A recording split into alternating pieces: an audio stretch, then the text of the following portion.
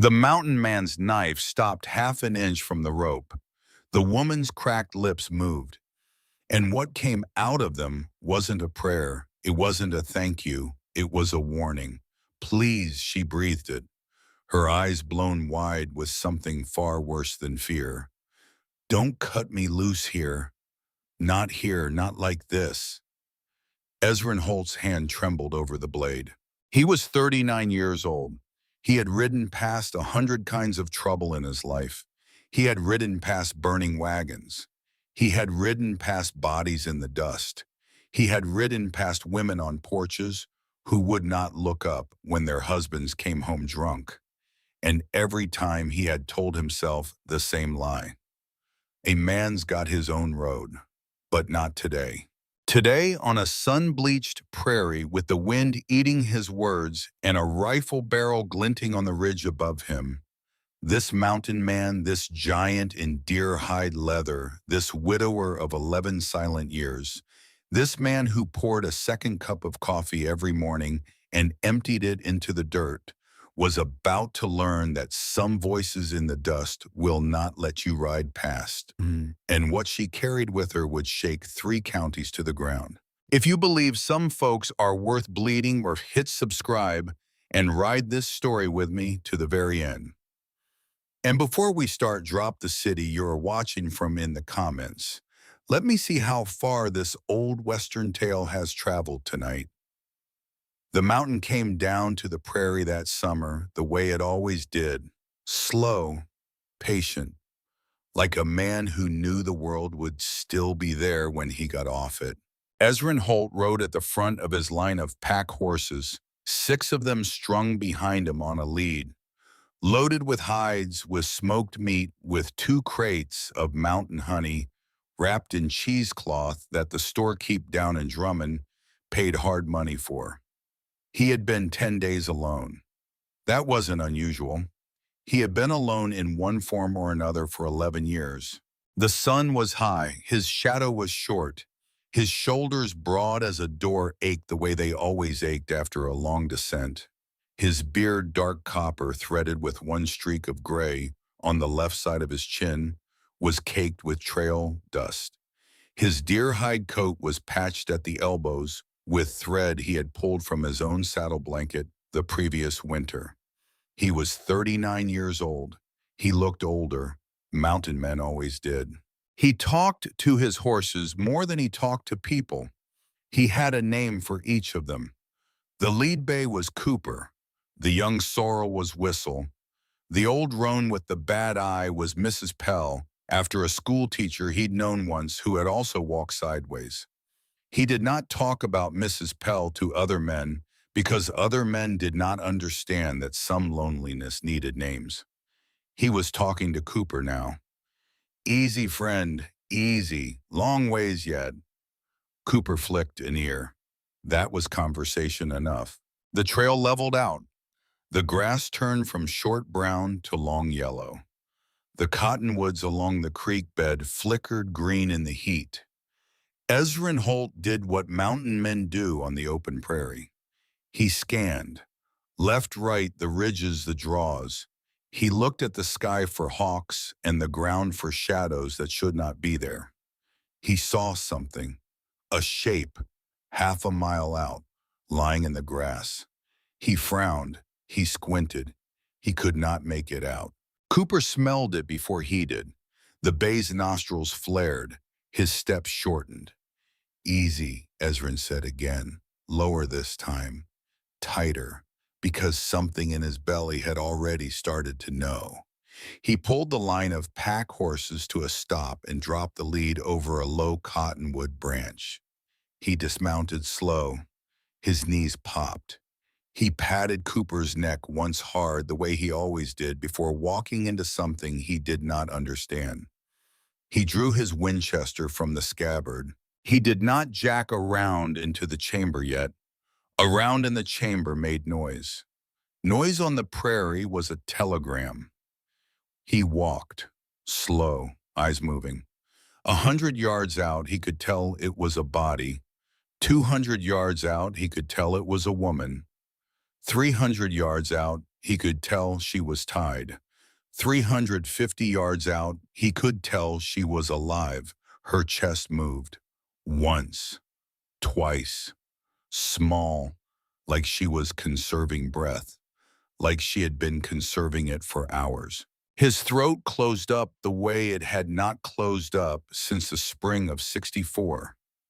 Not in panic, in recognition, in the way a man's body remembers a thing his mind has spent a decade refusing. A woman, in the dust, tied. He had ridden past this exact picture once before in his life. He had not stopped. 4 people had died. Ezrin Holt got to his knees beside her without making a sound. He did not touch her yet. He looked at her, hair the color of wheat going to silver, pinned back hard, the pins half pulled. A torn cotton dress, blue once gray now, cracked lips, sunburn across the cheekbones. Her eyes were closed. He set one large, scarred hand on the dirt next to her shoulder so that any man watching would see a stranger crouched beside what he assumed was a corpse. "Ma'am," he said, soft so the wind would eat it. Her eyes opened. They were gray, not the soft gray of dove feathers, the hard gray of weather coming in. She looked at him. She did not look surprised. She had been waiting. That was the first thing that went wrong in his head. Because women who have been tied and left to die do not wait. They beg, they cry, they thank God. This one had been waiting. "Ma'am," he said again, "I'm going to get you out of here. Slow, don't." It came out of her like a breath she had been holding for the last 10 minutes. "Don't what? Don't cut me loose here." He stopped. His hand had already gone to the bone-handled knife at his hip. It froze. "Ma'am, you're tied." "I know I'm tied. You're bleeding at the wrist." "I know that too." "Then why?" "Because if you cut me loose, that rifle on the ridge is going to speak." His eyes did not move. His face did not change. But every muscle in Ezrin Holt's back went still, in a way that horses recognize before they recognize it themselves. "What ridge?" he said. It was not a question. "Behind your left shoulder, up high. I saw the sun catch the barrel twice while you were walking up." He did not look. He kept looking at her. "How long have you been here, ma'am?" "Since before first light."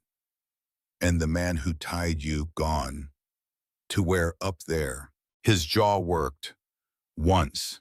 He bent lower, pretended to listen for breath at her mouth. From the ridge, it would look like a stranger checking a body he believed was already gone. "Ma'am." "Yes." "What's your name?" "Marielle Vask." "Marielle." "Yes." "My name is Ezrin Holt." "I know who you are." That was the second thing that went wrong in his head. "You know who I am. You run pack horses out of the high station above Stillwater. You bring honey down to Drummond every August. You do not drink in the saloon. You eat at the Widow Pell's. My father pointed you out to me once at a feed store in Butte 3 years back. Your father, Gideon Vask." He closed his eyes for one long second. Gideon Vask, of course. Every man in 3 counties knew that name. The water rights man, the honest man, the man who had been killed 3 days ago in what every newspaper in the territory was calling a riding accident. "Ma'am," he said very softly, "your father is dead." "I know. They are saying it was a fall." "It was not a fall." "I know it was not a fall." She looked at him. For the first time, the hardness in her eyes cracked, and what came up under it wasn't fear. It was calculation. The same calculation she had been doing since dawn. She was working a problem. He liked that. He hated that he liked that. She was supposed to be dying. He was supposed to be saving her. He was not supposed to be noticing the angle of her jaw. Stop it, Ezrin. Stop it right now. Mr. Holt? Ma'am? There is an oilskin packet sewn into the lining of my dress, above the left hip. The seam is already torn. If you reach for it slow, like a man checking my pulse, you can get it without standing up. Why?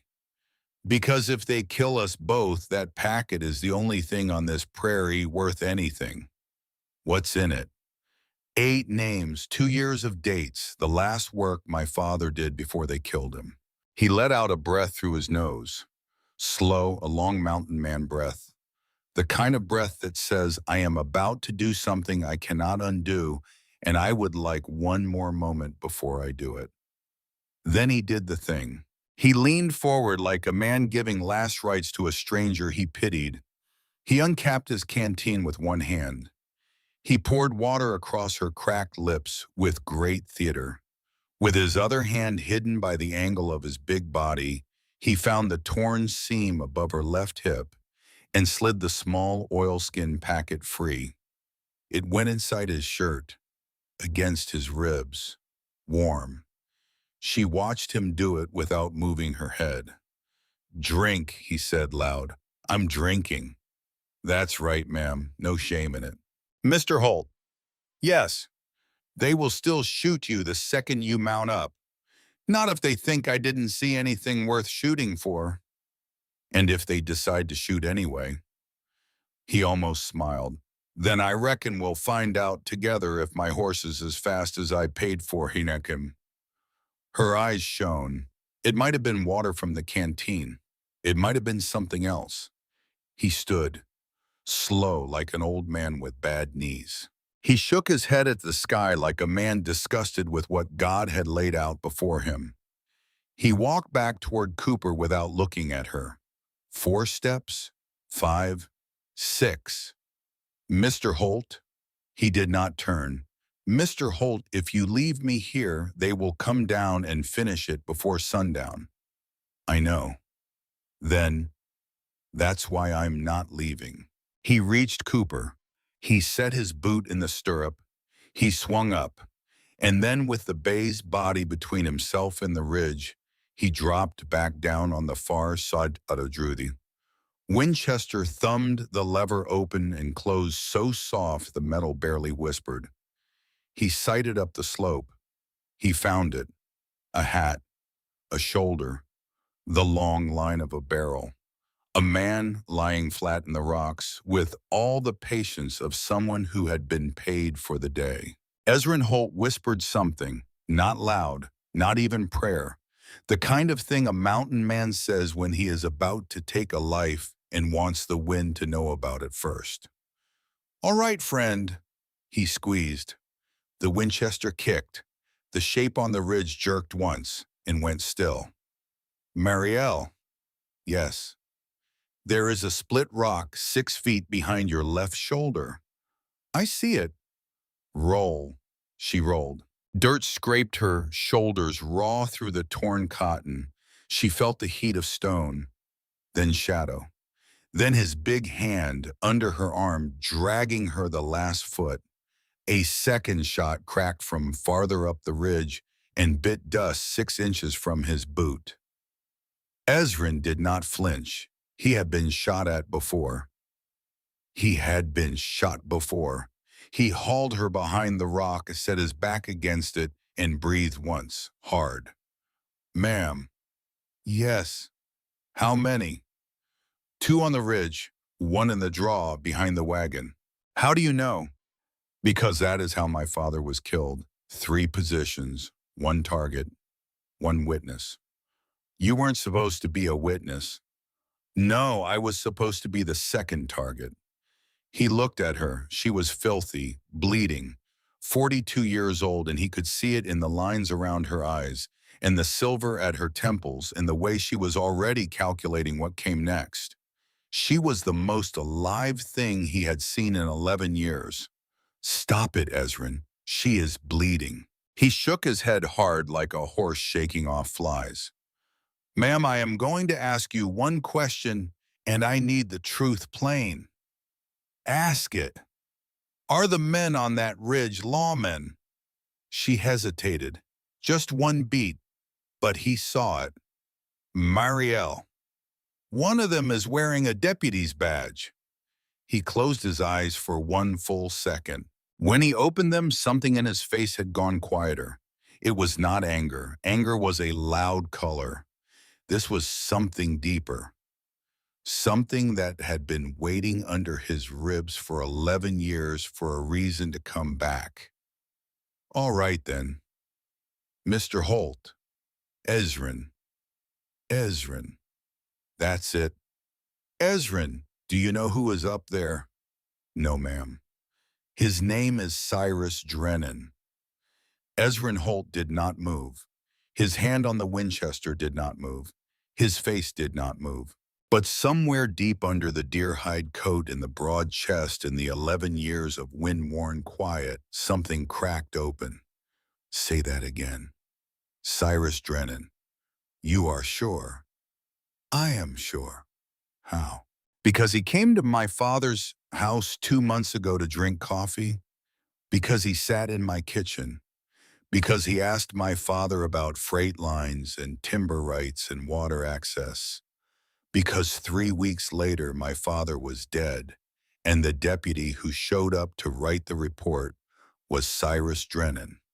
Ezrin turned his face toward the sky. He did not pray. He had not prayed in 11 years. But he did the thing that for him came closest. He let out a long breath that had been waiting in his chest since the spring of 1864. Ezrin, ma'am, you know him. I know him. How? The war. Same side, same officer. One bad day in a valley I will not name. She did not push. She had been raised by a man who knew when not to push. But she watched his face, and she saw what 11 years of silence looked like when a name finally got spoken out loud. Ezrin, ma'am, what did he do? He gave an order I refused. 6 people died because of the order. 2 of them were our own. 4 of them were not soldiers at all. Civilians. A farmer, his wife, his boy's wife. Dear God. I put my pistol on the ground. I walked off the war. I have not picked it up for a man in 11 years. Until today, he looked at her. Until today. The third position in the draw moved. Ezrin heard it before he saw it. A horse shifting weight, a saddle creak, a man clearing his throat the way men do when they have been waiting too long in one place. Marielle. Yes. Stay here behind this rock. Count to 50. Slow. Ezrin. If you do not hear me call your name by 50, you crawl west along this wash until you hit the cottonwoods. Ezrin, I am not letting you. Count. 1, she whispered. He was gone before she hit 3. He moved through the tall grass on his belly, 40 yards of broken ground between her rock and the wrecked wagon. The wagon her father had been driving when they killed him, he understood now. They had left it out here as bait, as scenery, as the picture they wanted any rescuer to find. The horse in the draw nickered once. Soft. Ezrin came up behind the wagon's broken wheel. He listened. 2 voices. Ridge team's late, one said. Flat, bored. Should have heard the second shot by now, the other answered. Drennan said clean. Drennan said quiet. Drennan also said 1 woman in a wagon wheel. Easy day's wages. It is not easy. No, it is not. Ezrin closed his eyes. 2 men, in a draw, 40 feet from him, both armed, both in the wrong line of work. He was 39 years old, and he had not used a long gun on a man in 11 years. He had told himself in the spring of 1864 that he was finished. He had told himself again in every hard winter since. He had told himself in front of his fire with his cup of coffee for a woman who was not coming back that he was done. He had been wrong. A voice in the dust had said no to him this morning, and he was not done. He stepped out from behind the wagon. He fired twice, quick, clean. The way a mountain man drops 2 elk in one breath when his family will starve if he misses. Both men went down. He did not look at them long. He had told himself a long time ago that if he ever did this again, he would not look long. Looking long was how a young man in 1864 became an old man with bad sleep. He turned. He walked back through the tall grass. He came around the split rock and crouched. "Marielle, 39, she whispered. "You can stop counting now, ma'am." She looked up at him. He had blood on his right cuff. It was not his. His face had gone the color of old leather. His eyes had the look of a man who had just walked back out of a room he had spent 11 years refusing to enter.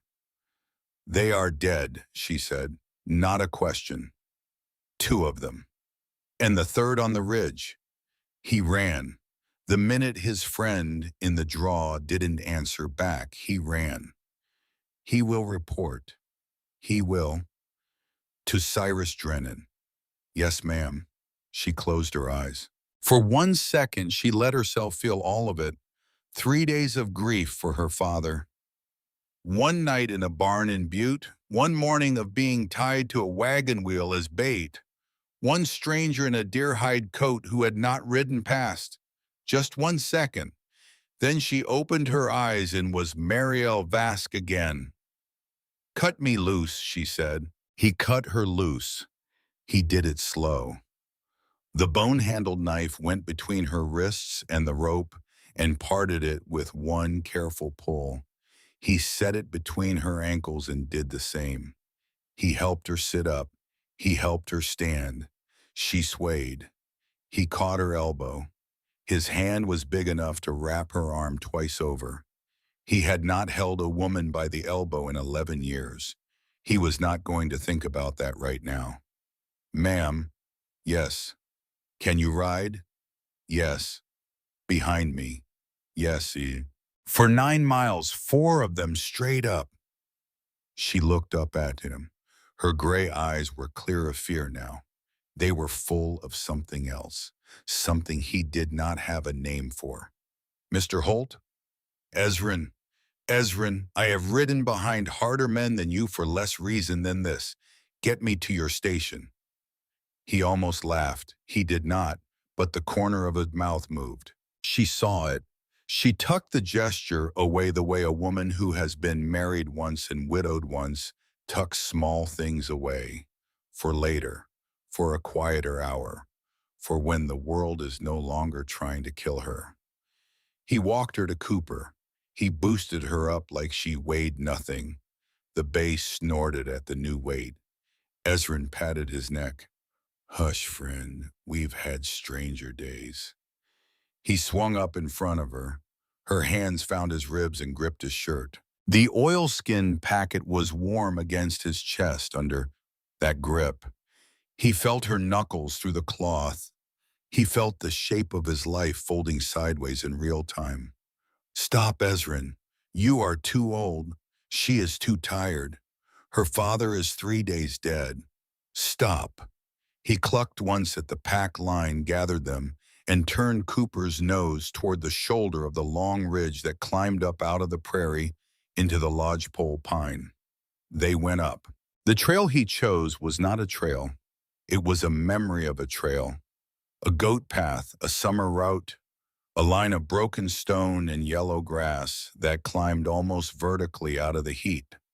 No sane man drove a horse up that grade in summer. Cooper's flanks darkened with sweat inside 10 minutes. The pack line stretched out behind, blowing. Ezrin did not slow. A man with a rifle would expect a sane route. A man with a rifle would watch the wagon road. A man with a rifle would not think to lift his eyes to the goat path. That was what Ezrin was counting on. Ezrin, ma'am, how far? 9 miles, like I said. How long? 3 hours, maybe 4. Cooper is strong, but he is not a young horse anymore. Like his rider. He almost laughed again. He did not. But his shoulders moved under her hands in a way that told her he had heard her and that he had liked it and that he was choosing not to say so. The lodgepole closed around them like a green roof. The temperature dropped 10 degrees inside the trees. Ezrin felt the sweat on his back start to cool. Marielle pressed her forehead between his shoulder blades. Just for a second, just to rest. He felt her do it. He did not say anything. He let her have the second. Ezrin. Yes. After your bad day in the valley, did you have anyone? He was quiet so long she thought he had not heard her. Then, I had someone, ma'am. She did not wait for me to come home. She left. She died. I am sorry. It was a long time ago. How long? 11 years this November. She did not say anything for a long moment. Then she said the thing he had not expected. I had someone too, ma'am. His name was Cordell Vask. He was a quiet man. He was a kind man. He was a sick man for a long time before he was a dead man. His lungs gave out 8 years ago in November also. In November. In November. Ezrin closed his eyes for one beat. The same month. 11 years ago for him. 8 for her. The month when the cottonwoods on the prairie turn yellow and the wind starts coming down off the mountain with teeth in it. Ma'am? Yes. You are the first person in 11 years who I have spoken her name to. What was her name? Adwin. Adwin. She was Welsh. Her father came over on a ship when she was a girl. She had a laugh that did not match the rest of her. The rest of her was very serious. Marielle almost smiled into his back. She felt him say Adwin, and she felt the way the word came out of him after 11 years of staying in. She felt the cost of the syllable. Nzrin. Yes. Thank you for telling me. You are welcome, ma'am. Marielle. Marielle. The trees thinned. The trail opened onto a long bench of rock. Cooper blew hard. Ezrin walked him for 50 yards to let his lungs fill, then pushed him on.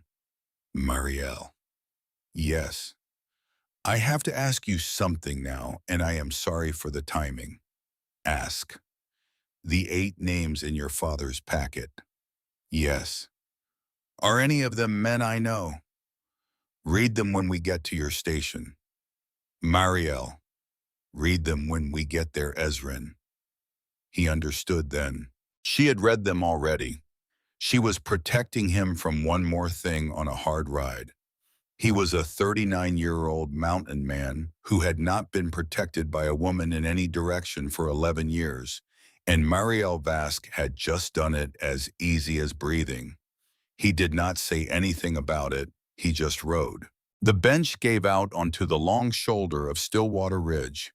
The creek lay 1,000 feet below them, a thin silver thread in the heat. Across the creek, far down on the wagon trail, Ezrin saw something that made him pull Cooper up short. Dust. 3 riders, maybe 4. Moving north along the lower trail, toward where they thought Ezrin would have to cross. Ezrin.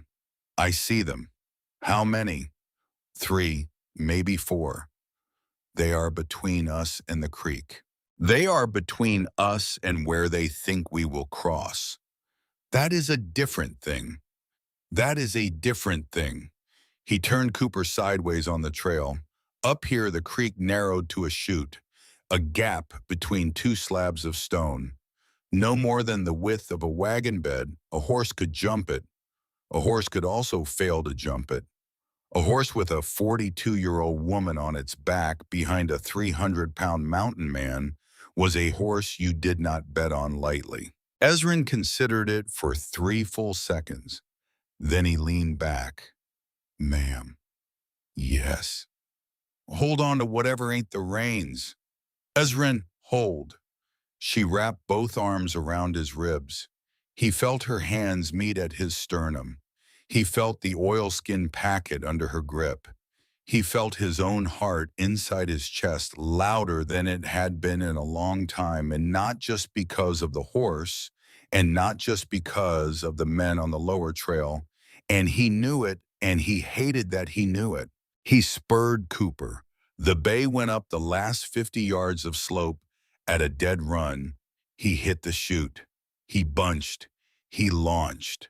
For 1 second, they were in the air over 100-foot drop, and the silver thread of Stillwater Creek ran beneath them like a sentence underlining the whole afternoon.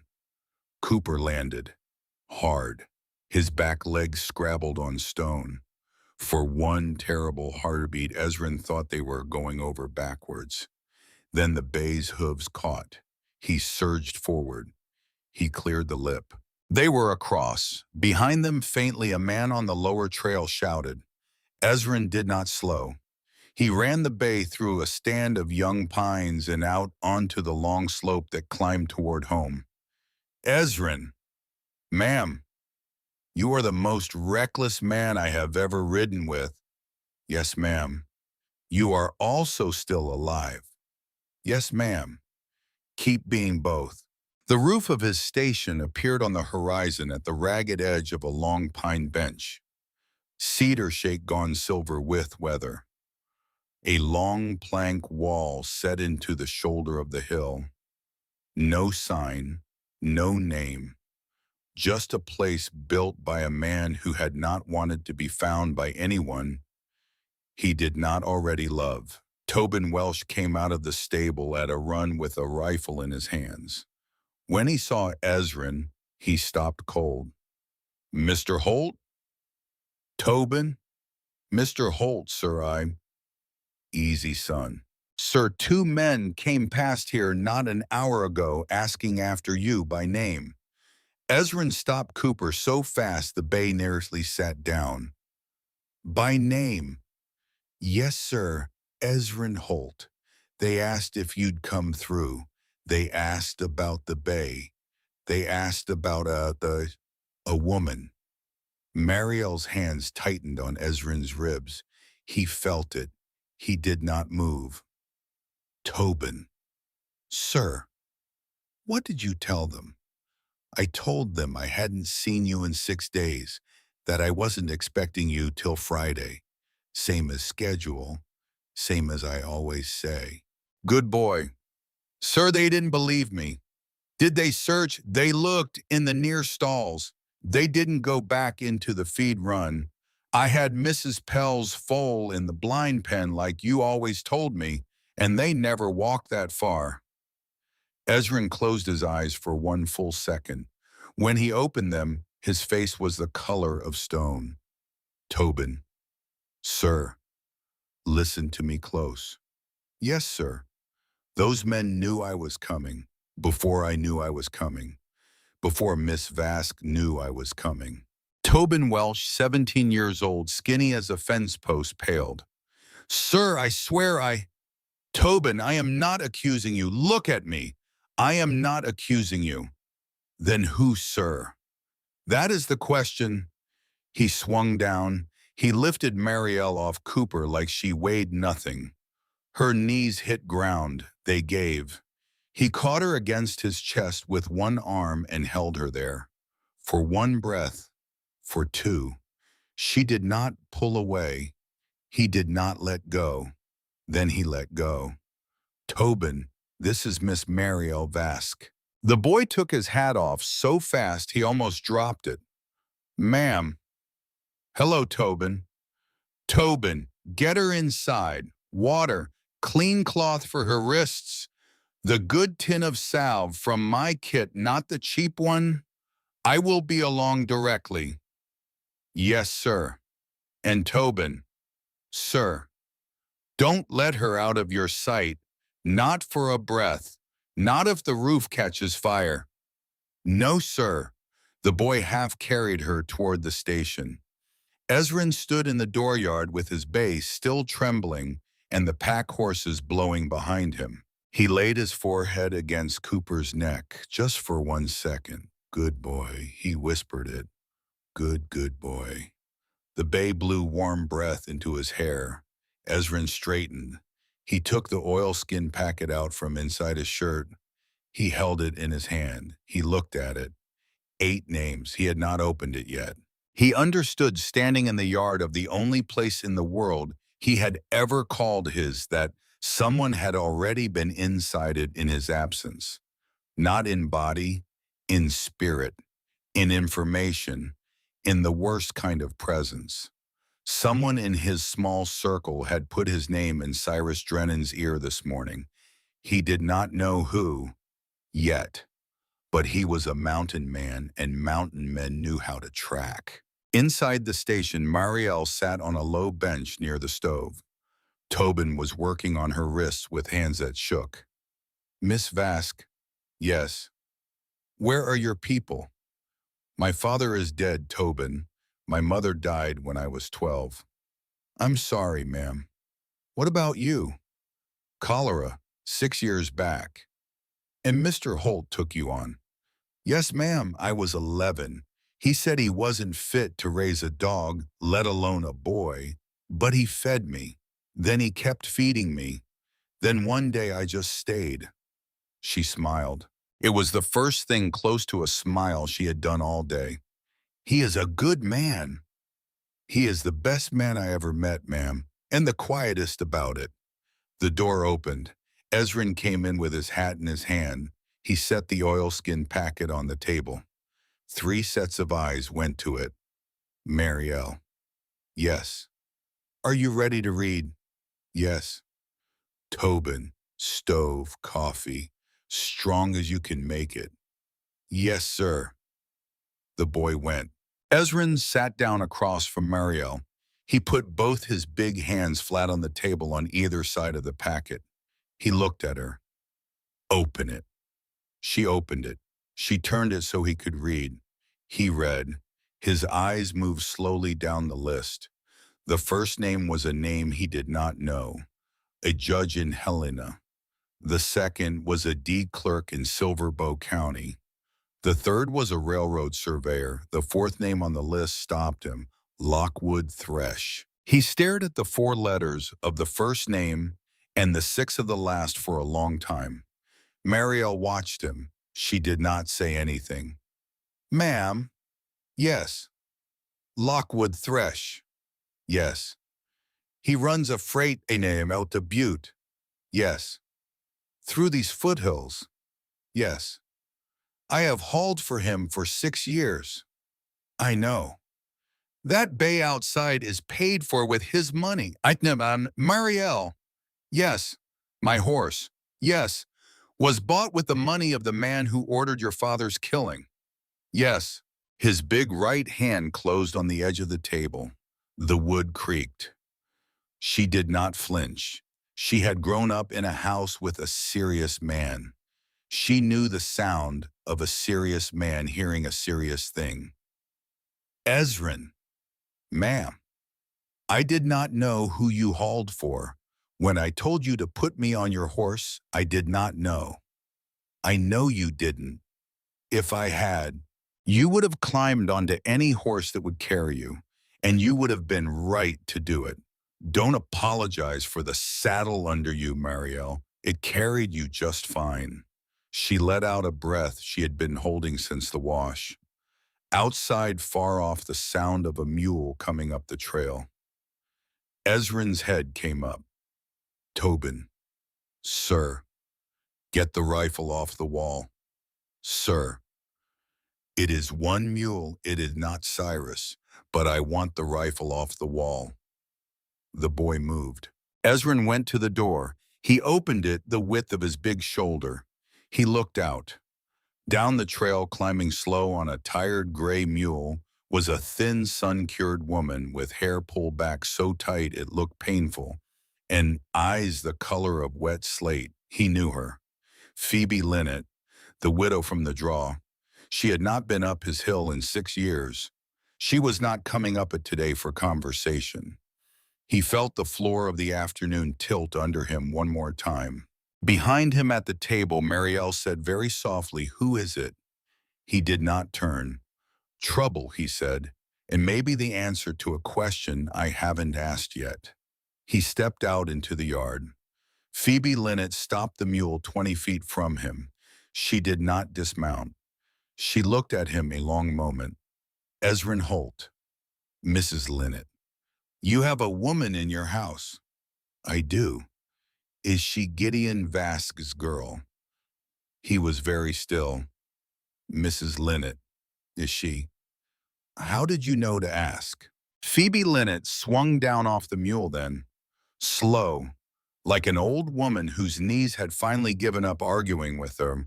She took 3 steps toward him. She lowered her voice to where only he could hear.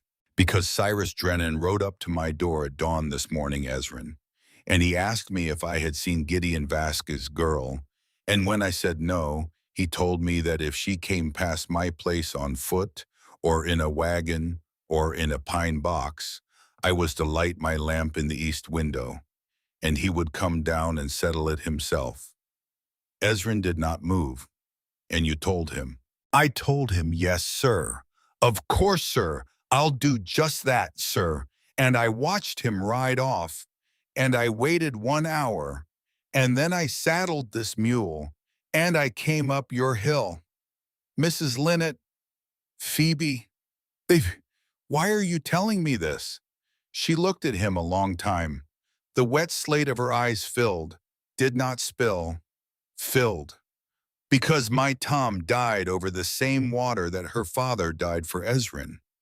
3 years this August. You sat at my table afterwards. You know it. I know it. And I stayed quiet. I took the insurance. I stayed quiet. And I have hated myself every sunrise since." He looked at her. He did not say anything. She straightened her thin shoulders the way old women do when they are about to do something they have been afraid of for a long time. "Ezrin Holt, if that girl is in your house, you are going to let me in. And I am going to tell her what I should have told her father 3 years ago. And then we are going to decide, the 3 of us, what a country like this does when the law wears the wrong face." He looked at her a long time. The mountain wind moved between them. It smelled of pine and old grass and copper, same as the wind on the prairie that morning, same as 11 years of every wind that had ever come down off this mountain into his face. Different now. "Phoebe?" "Yes." "Come inside, Abe." She walked past him toward the door. He caught her elbow as she passed. "Phoebe?" "What?" "He has someone inside my circle." "I know he does." "You know." "Ezrin Holt. Why do you think I rode up here myself instead of sending a boy?" She went inside. Ezrin stood in the dooryard with the oilskin packet on the table in his house, and the bay still warm in the corral, and a 17-year-old boy holding a rifle inside the door, and a 42-year-old woman bleeding at the wrist near the stove, and a 60-year-old widow walking into his house with 3 years of guilt in her thin shoulders.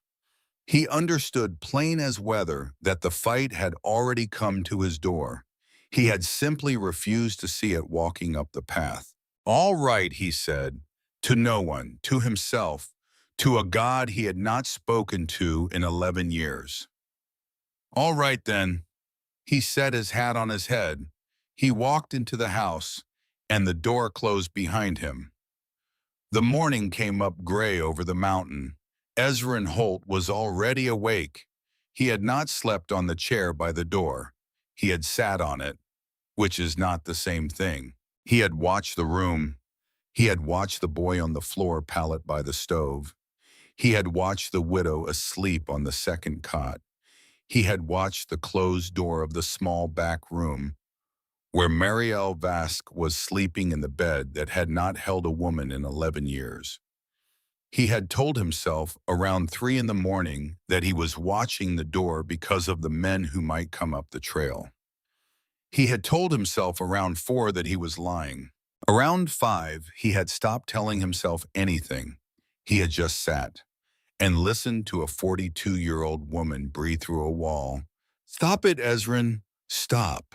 She is bleeding. Her father is 3 days dead.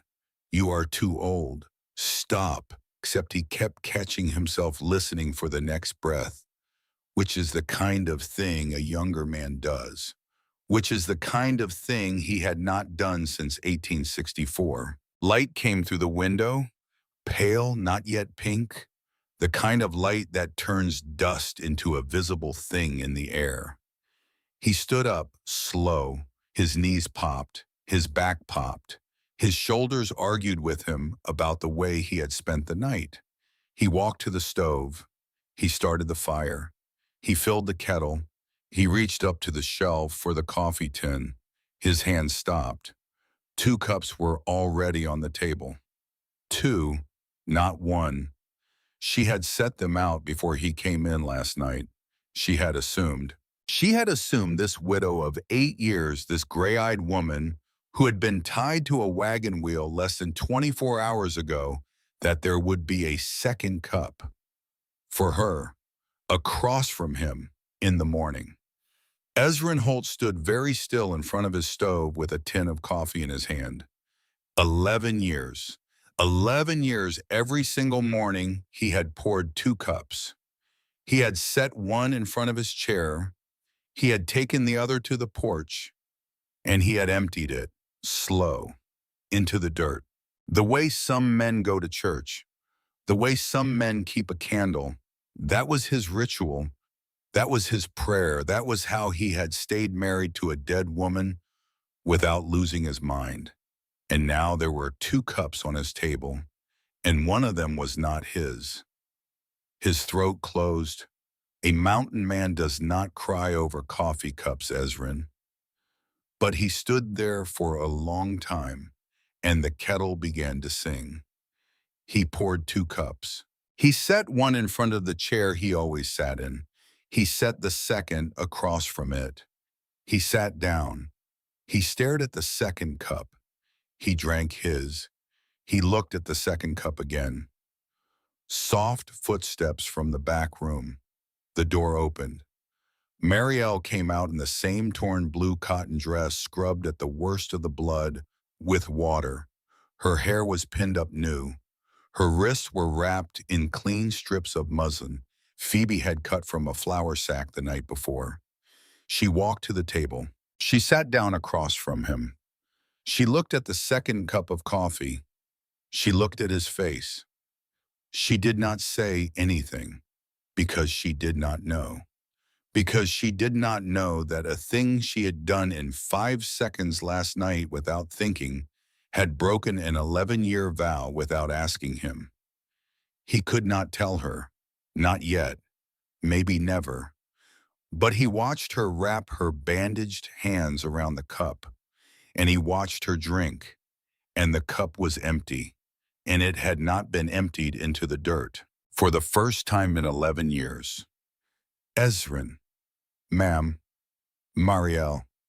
Marielle, are you all right? He looked at her. He almost laughed. A widow with rope burns on her wrists asking him if he was all right. Yes, ma'am. Liar. Yes, ma'am. She smiled, just barely. The day began. Phoebe Linnet got up off the cot like a woman half her age, which was her habit and her stubbornness. Tobin Welsh stoked the fire and put bacon on. Ezrin brought the oilskin packet to the table. 4 people. 1 table, 8 names. They went through it. Phoebe knew handwriting the way a doctor knows fevers. She had run a roadhouse in Bozeman for 11 years before she married Tom Linnet. She had seen forged signatures and real ones and the difference between them. She put her finger on the deed transfer. That A is wrong. Wrong how, Marielle said. Look at the loop. Your father's A had a tail. This A has a hook. Whoever did this didn't grow up writing your father's name. Whose A is it? Phoebe was quiet a long moment. I have seen this A before. Where?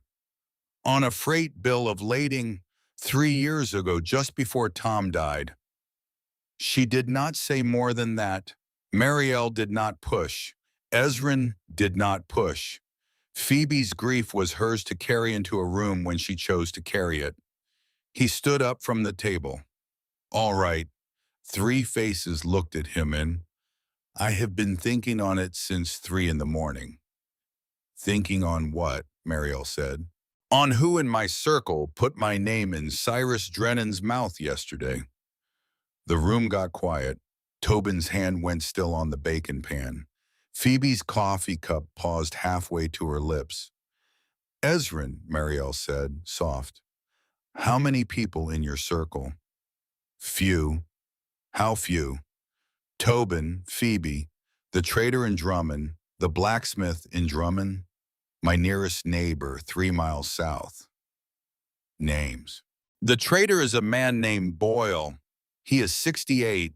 He has not left his store in 2 years. He sells me flour and reads me letters. It is not Boyle. All right.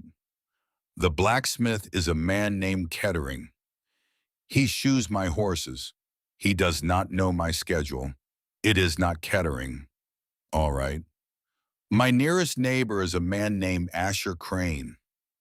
The room got very quiet. Asher, Tobin said. Yes. Mr. Crane has 2 little girls. Yes. Sir, you don't think... I think Cyrus Drennan rode up to Phoebe's gate at dawn yesterday and asked her to light her lamp. Yes. Phoebe is a widow with no children and no leverage. Yes. What do you think Cyrus did at Asher Crane's house at dawn? Tobin Welsh, 17 years old, holding a bacon fork, went pale. Phoebe set her cup down. Marielle did not move. She had grown up in a house where people did not move when serious things were being said. Ezrin, Marielle said, yes. Asher's wife, his girls, yes. How old are the girls? 8 and 5. Dear God. Phoebe stood up. Ezrin. Phoebe, you are not going alone. I am going alone. Ezrin. It is 3 miles. I will be back inside 2 hours. Tobin and you will stay here with Marielle. No. He stopped. Marielle was on her feet. She was so much smaller than him. He had not realized until she was standing across from him at his own table that she was a head shorter than he was. He had been carrying her on his horse all yesterday. He had not had a chance to see her stand on her own ground. She was small. She was not small. There is a difference. No, she said again. Marielle. Ezrin, if you ride alone, you ride as a man with a grudge. If you ride with me, you ride as a witness with proof. Marielle. If you walk into Asher Crane's barn alone with a Winchester in your hand, you are going to come out of that barn a different man than the one I rode behind yesterday. Do you understand me? Marielle. Do you understand me, Ezrin?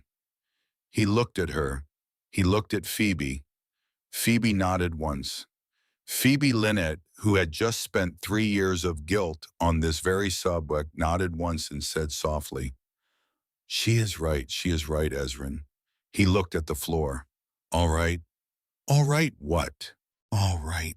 You are coming. She let out a breath she had been holding since Asher. He looked up at her. But you are riding behind me. Yes. And you are not getting off the horse until I tell you to. Yes. And if I tell you to put your face in the dirt, you are putting your face in the dirt without asking why. Yes, Ezrin. The ride down was quieter than the ride up the day before. Cooper was tired. Ezrin rode the dun instead. The dun was slower but kinder, and Marielle was on his pack line gelding behind him, and he wanted a horse he could trust under both of them if it came to running. He did not push. He did not need to. He needed her quiet beside him. He needed her to be there. He hated himself a little for needing it. He wrote anyway. Ezrin, ma'am, Marielle, Marielle. What are you going to do if it was him? Asher, Asher. He was quiet a long mile. Then, I am going to ask him why. And then I am going to look at his daughters, and I am going to decide whether I can put their father in the ground in front of them. She did not answer that. She did not have to. Marielle. Yes. I will not kill a man in front of his daughters. I want you to know that before we ride into his yard. Whatever else happens, I will not. I never thought you would. He looked over his shoulder at her. She was riding straight. Her bandaged wrists were on the reins. The wind off the high meadow had pulled some of her hair loose from its pins. She was 42 years old, and her face had the quality of weather coming in over the ridges. Soft and hard at the same time, old enough to know. He looked away before she caught him looking. She had already caught him looking. She did not say anything. The Crane place came up out of the grass 2 hours later. A small cabin, a shake-roof barn leaning a little south, 2 horses in a pole corral, a thin line of smoke from the chimney, in the yard, a woman hanging wet wash on a rope between 2 posts, moving too fast, the way a woman moves when she is trying not to scream. Ezrin, Marielle said, I see her. She knows. She knows. They rode in slow. The woman saw them at 50 yards out and stopped with a wet shirt in her hands and water running down her forearms. She did not drop the shirt. She did not call out. She just stood there and watched them come. And her face was the face of a woman who had been bracing for this moment since before breakfast. Ezrin swung down off the dun. He did not draw the Winchester. He left it in the scabbard. Marielle saw him do that. Marielle almost lost her breath. Mrs. Crane, Mr. Holt. Where is Asher? In the barn. Where are the girls? In the root cellar. I put them down there an hour ago. I told them we were playing hide from the bear. Ezrin closed his eyes for one heartbeat. Mrs. Crane. Yes. You are a good mother. She made a sound. It was not a laugh. It was not a tuh. It was the sound a woman makes when she has been waiting 8 hours for a man on a horse to ride into her yard, and she has been preparing what to say to him, and now he is here, and her preparation has gone out of her like water out of a cracked jar. Mr. Holt. Yes. He did not want to. I know. They came at dawn, 3 of them, Cyrus Drennan and 2 others. They took my oldest by the wrist, Mr. Holt. They took her by the wrist, and they said if Asher did not tell them whether you were expecting company by the name of Vask, Mrs. Crane, they said what they would do. I know what they said, and he told them. I know he did. He told them because he is a father, Mr. Holt, and because he is a weak man, and because I was standing 2 feet away holding the butter knife, and I knew I could not cross that floor in time. Mrs. Crane, look at me. She looked at him.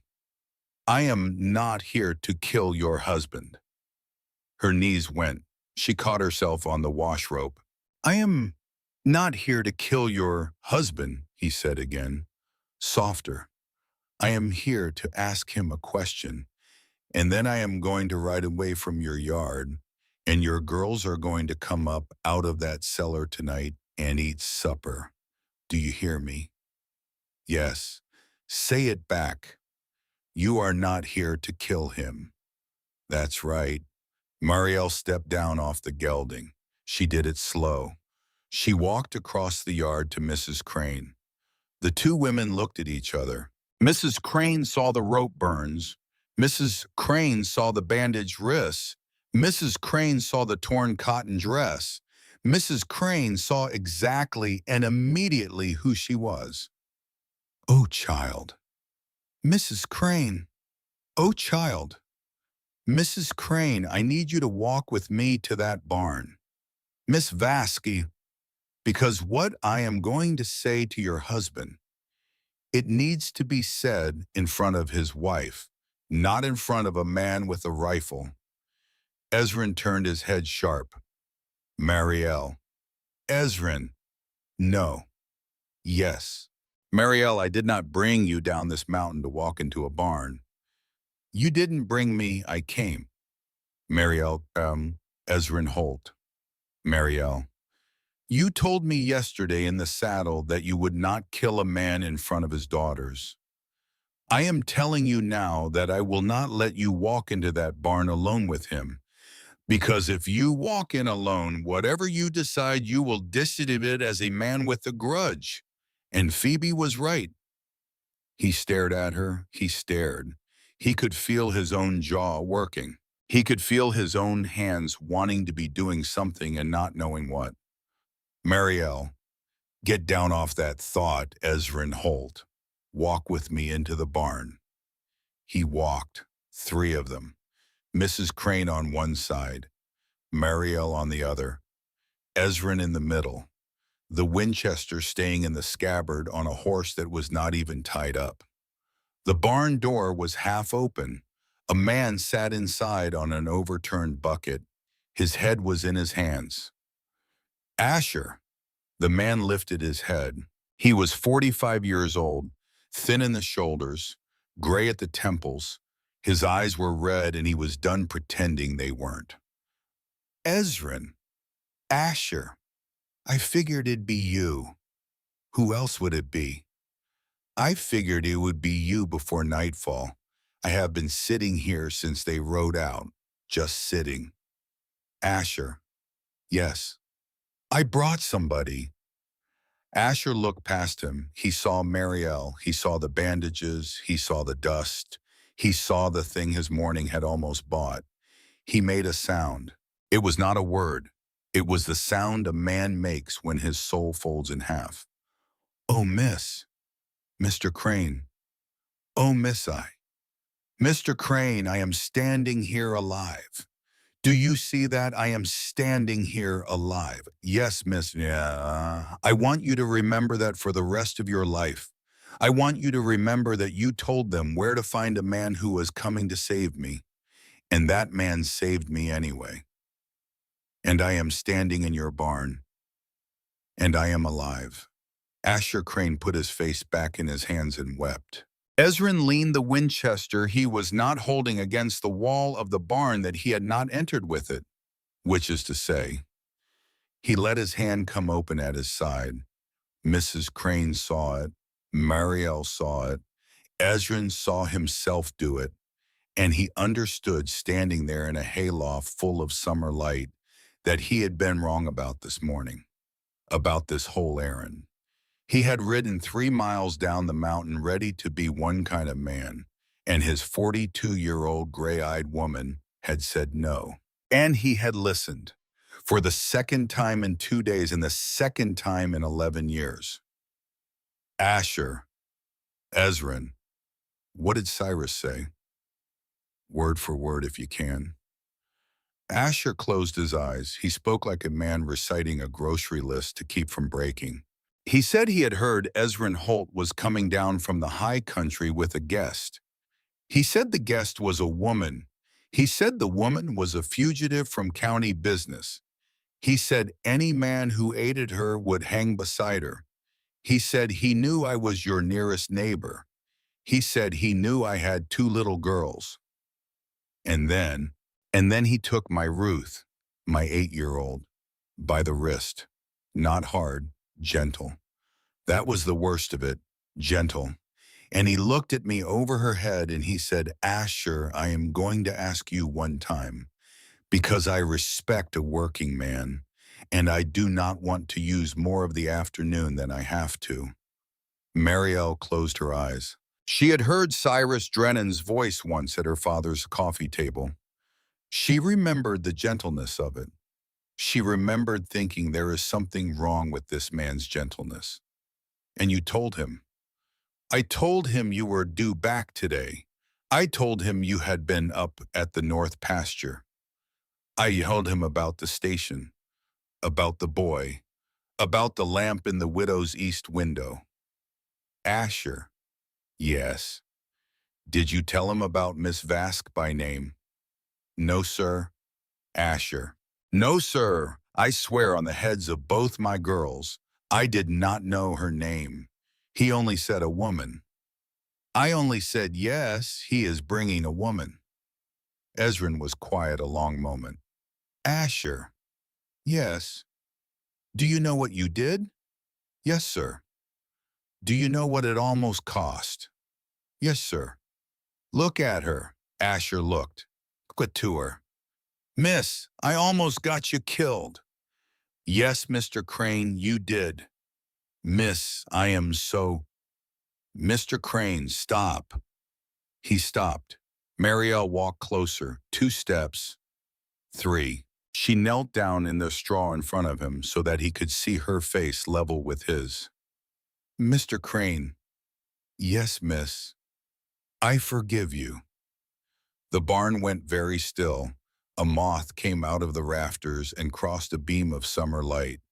Ezrin did not move. Mrs. Crane behind him made a small sound.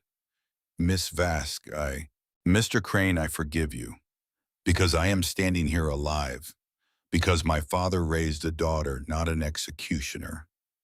Because if I do not forgive you in this barn today, I will carry your face into the next 10 years of my life. And I am not going to do that. I am not going to do that to myself. I forgive you. Asher Crane slid off the bucket onto his knees in the straw. Ezrin Holt stood beside her with both hands empty at his sides. And he discovered, with something close to terror, that the coldest thing inside him had just cracked open and started to bleed warm. For the first time in 11 years. Stop, Ezrin. Not now. Not in another man's barn. Not in front of his crying wife. He breathed. He stepped forward. Asher. Ezrin. Get up off the floor of your own barn. Your wife is watching. Asher got up. Now listen. Yes. There is no time for what you are feeling. There is no time for what I am feeling either. Cyrus Drennan knows where I live. He is coming up that hill tonight, tomorrow.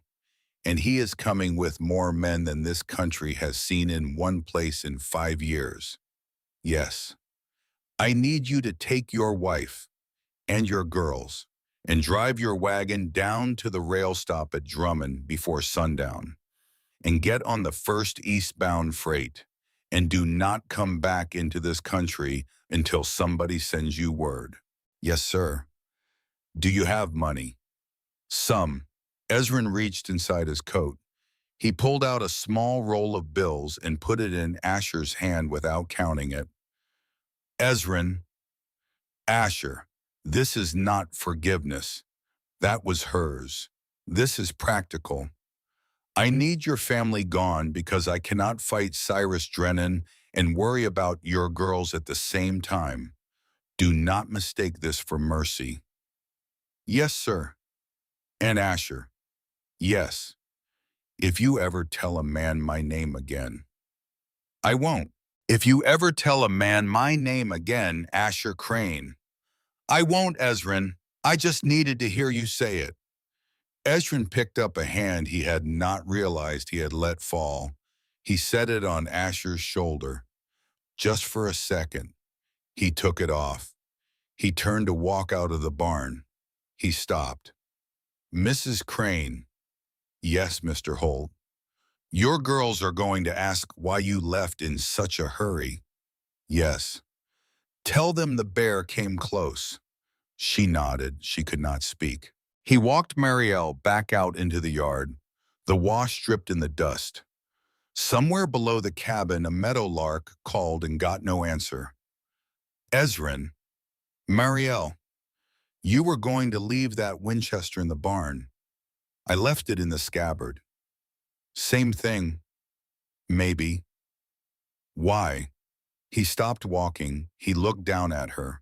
Because Asher Crane was not the man I was angry at. I did not know that until I walked through that door. Cyrus Drennan was. Cyrus Drennan is. And I do not waste my anger on the wrong man anymore. Ezrin, Marielle, I am 42 years old. I have not seen a braver thing in my life than what you did not do in that barn just now. He looked at her. He could not speak. So he just touched the brim of his hat. The way a mountain man does when a woman has paid him the highest compliment a woman can pay a man like him, and he does not have words for it, and he does not know what else to do with his hands. She saw the gesture. They mounted up. They turned the horses back toward the mountain. They were halfway up the ridge when Edrin reined in so fast the gelding bumped the dun. Ezrin, listen. She listened. Far off from the direction of his station, thin and wrong and unmistakable. A single gunshot, then a second, then nothing. Tobin! He spurred the dun up the mountain with everything the horse had left. Marielle was on the gelding's heels before he had finished saying the boy's name. The dun was foaming at the shoulder when the station came into view. Ezrin did not slow. The door to the station stood open. Not forced, open. That was worse. He came off the horse at a dead run with the Winchester already up, and Marielle slid off the gelding without help and went after him because staying on a horse alone in that yard was a thing she could not do. Tobin, no answer. Tobin Welsh answer me, son. From inside, faint, wet and furious. In here, Mr. Holt. He went through the doorway, shoulder first. He stopped cold. Tobin was on the floor beside the stove with his back against the wood box and both hands pressed to his left thigh. Blood had come through his fingers and run down onto the floorboards and soaked into a rag he had clamped there.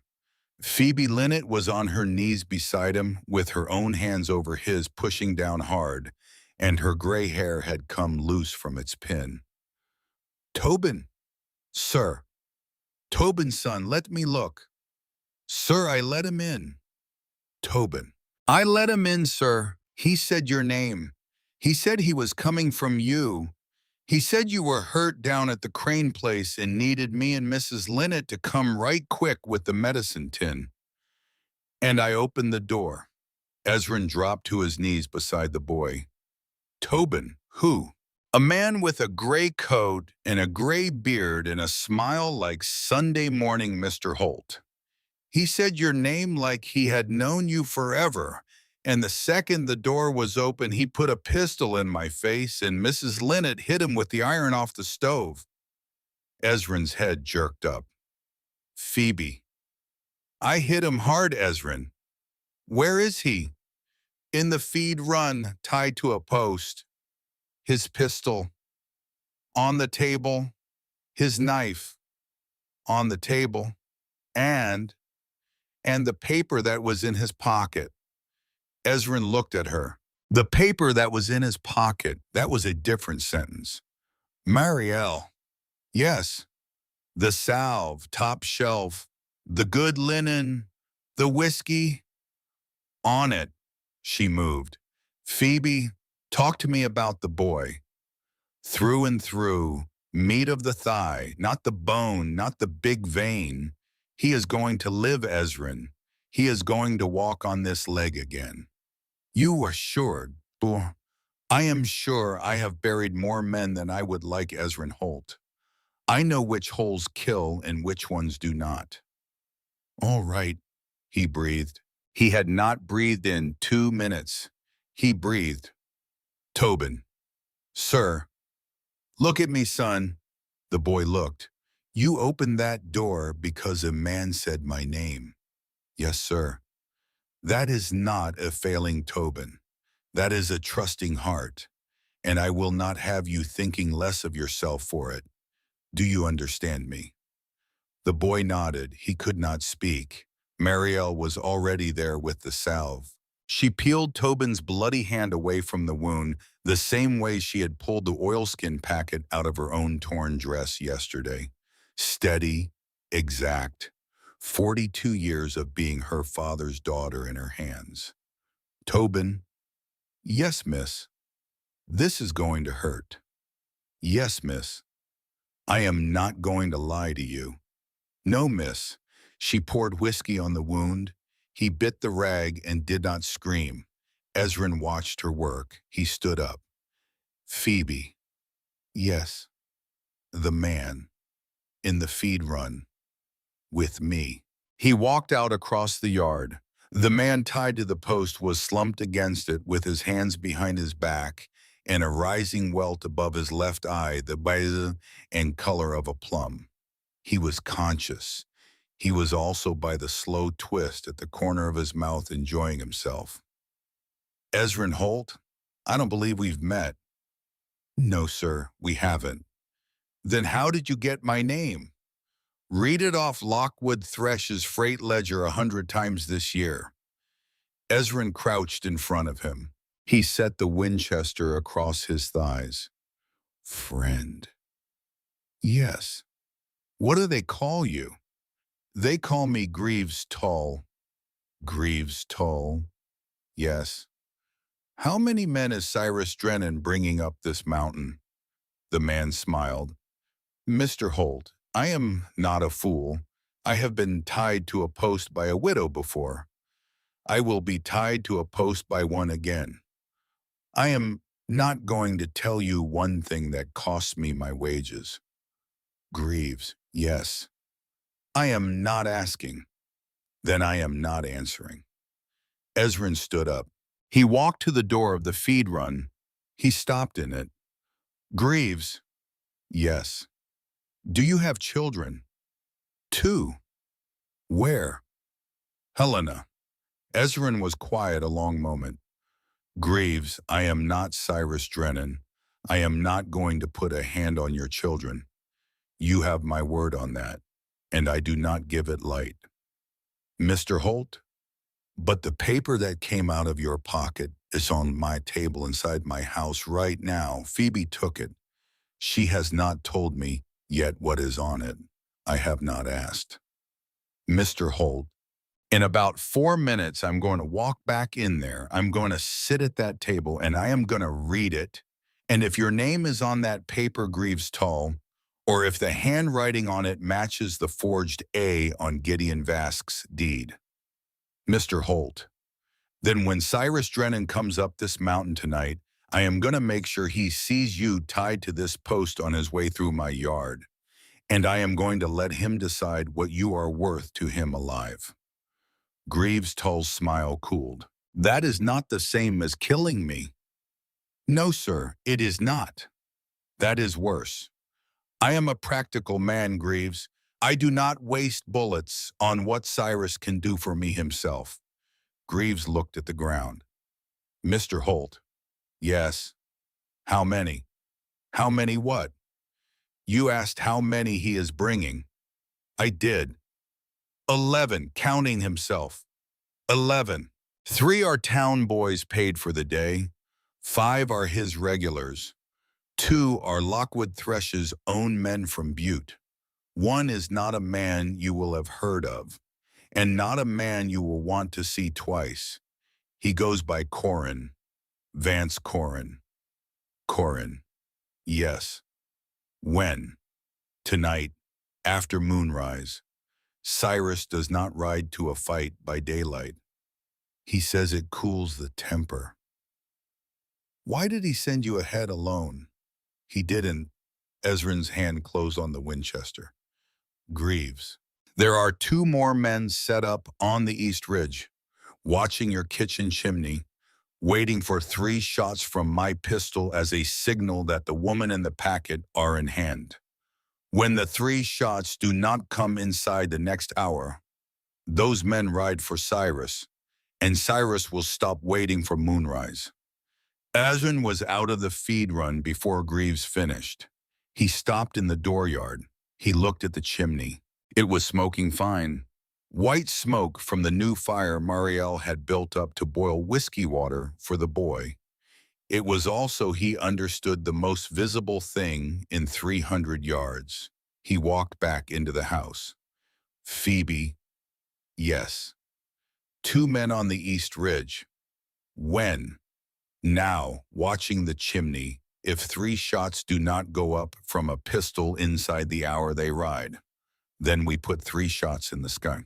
No, if 3 shots go up, those men ride to Cyrus and tell him Greaves has the woman in the packet, and Cyrus comes up here confident, in daylight, with all 11.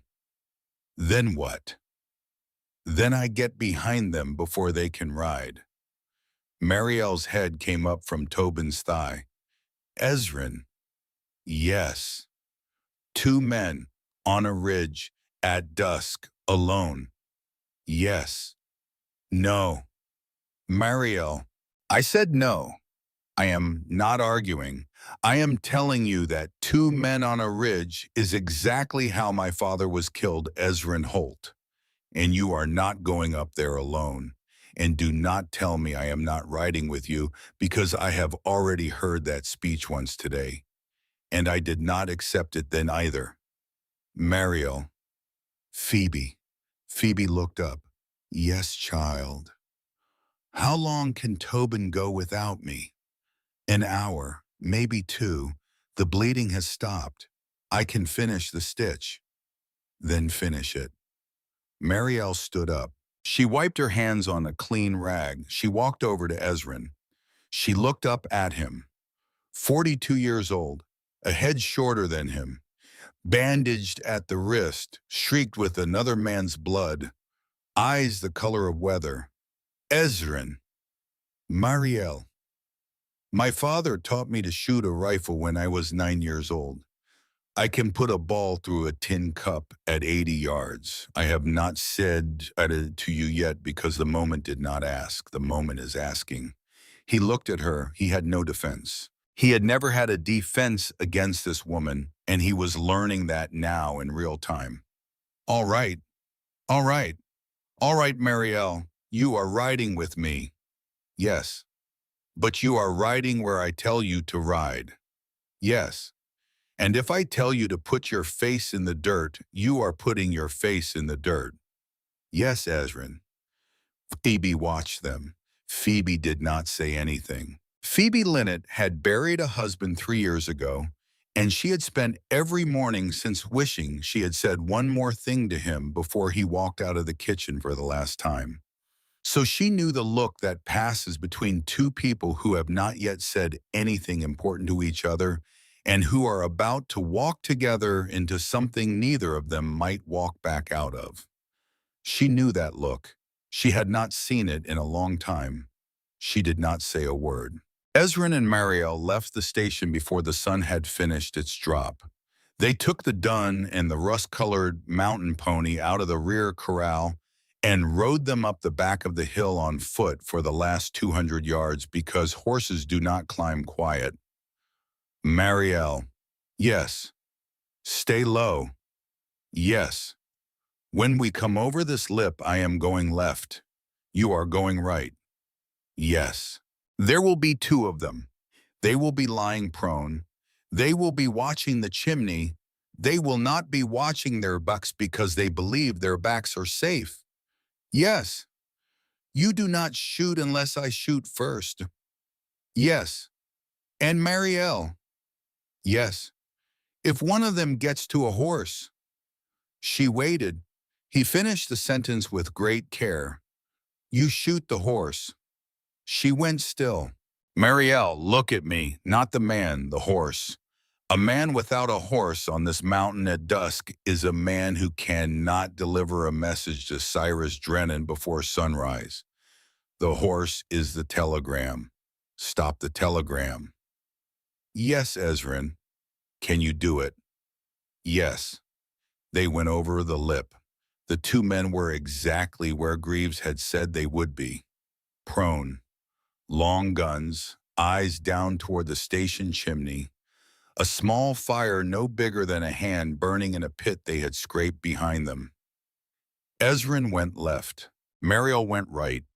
The first man sensed something at the last possible second. He rolled. He brought his rifle around. Ezrin shot him before the barrel cleared. The second man came up to a crouch and ran for the horses.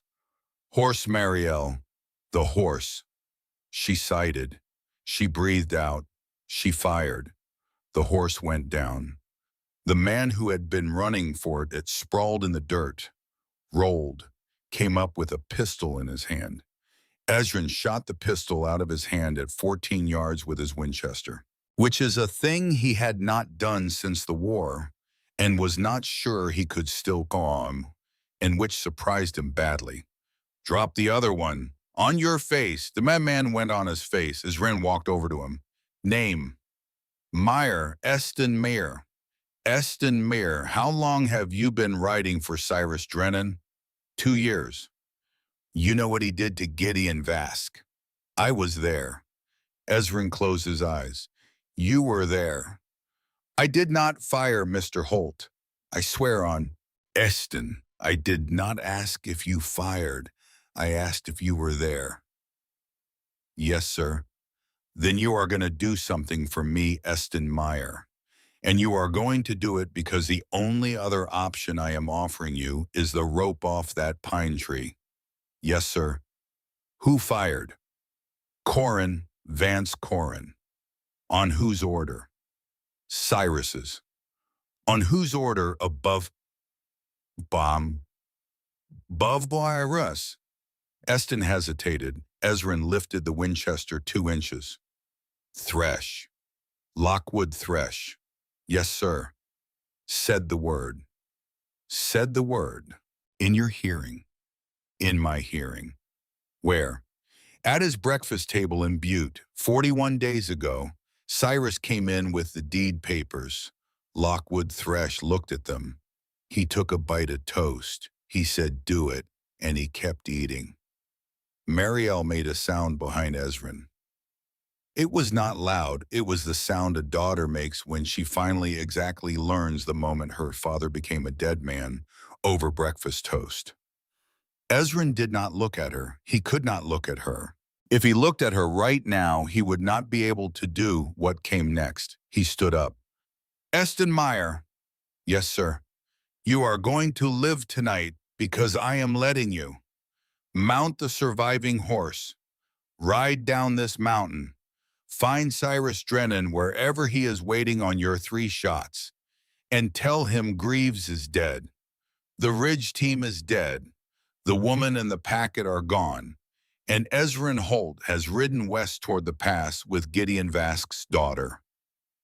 West. West. Mr. Holt, your station is east. I know, Cyrus does not. He has been in this country 11 months. He does not know which side of this hill my back door is on. You are going to send him West Eston, and you are going to do it convincing.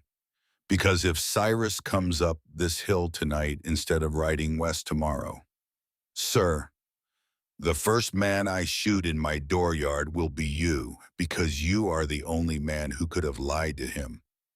Yes, sir. Eston mounted. Eston rode. Ezrin stood on the dust-purple ridge and watched him go. Mariel walked up beside him. She did not speak. She did not need to. He looked down at her. Her eyes were bright, not from tears, from the cold of finally knowing. Ezrin, Mariel, I shot a horse. You shot a telegram. I shot a horse. It was a good horse.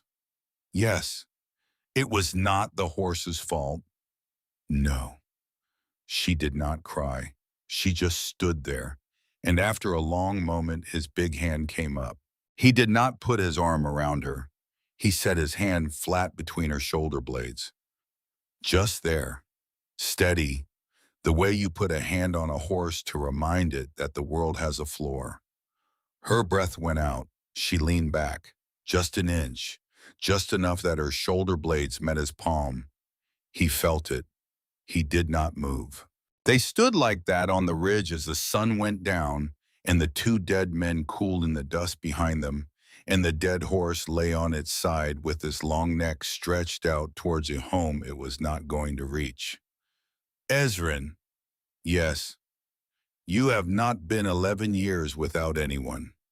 Marielle, you have been 11 years without permission. He could not speak. She did not push. She just leaned back against his palm.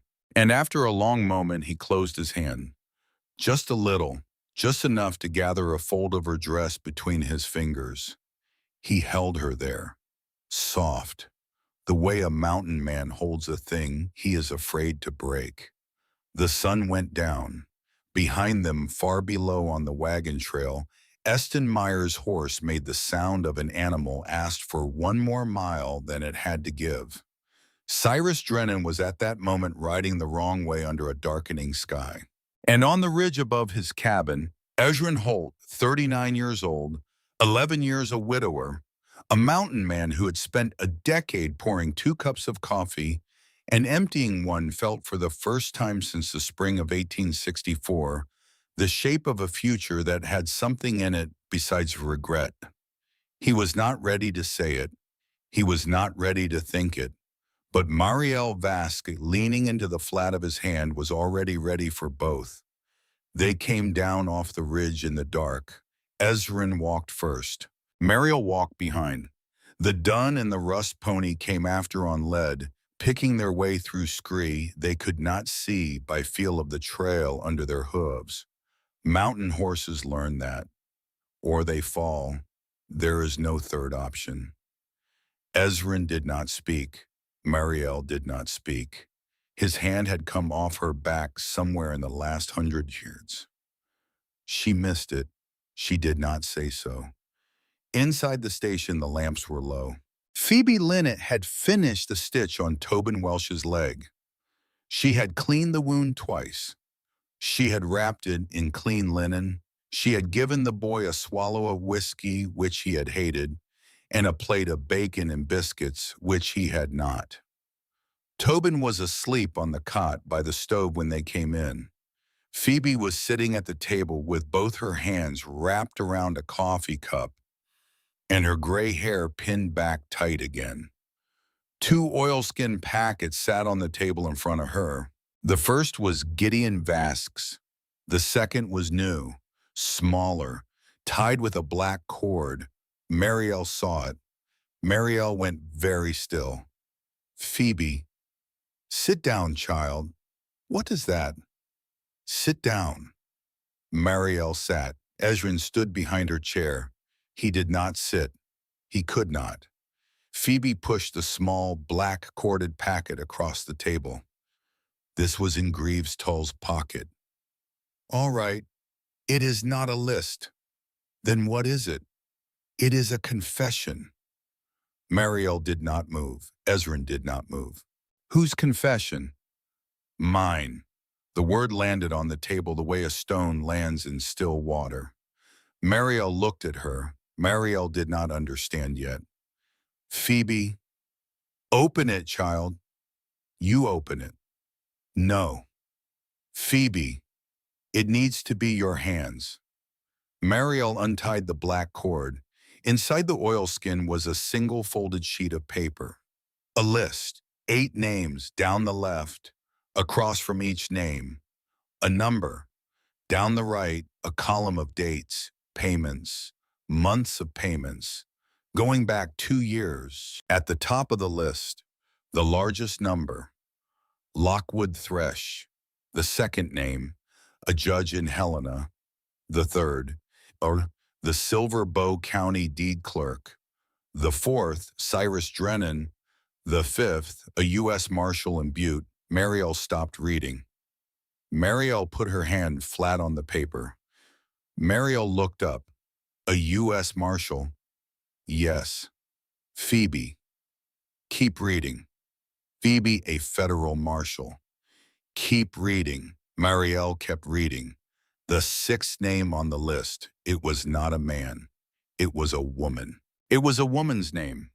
The payment beside it was small. The dates beside it were old, going back 3 years, stopping abruptly 1 month ago. The name was Phoebe Linnett. The room went silent. Tobin slept on the cot by the stove. The fire popped once in the box. The wind came down off the mountain and pressed against the window and went away again. Mariel looked at her. Phoebe Linnett did not look back.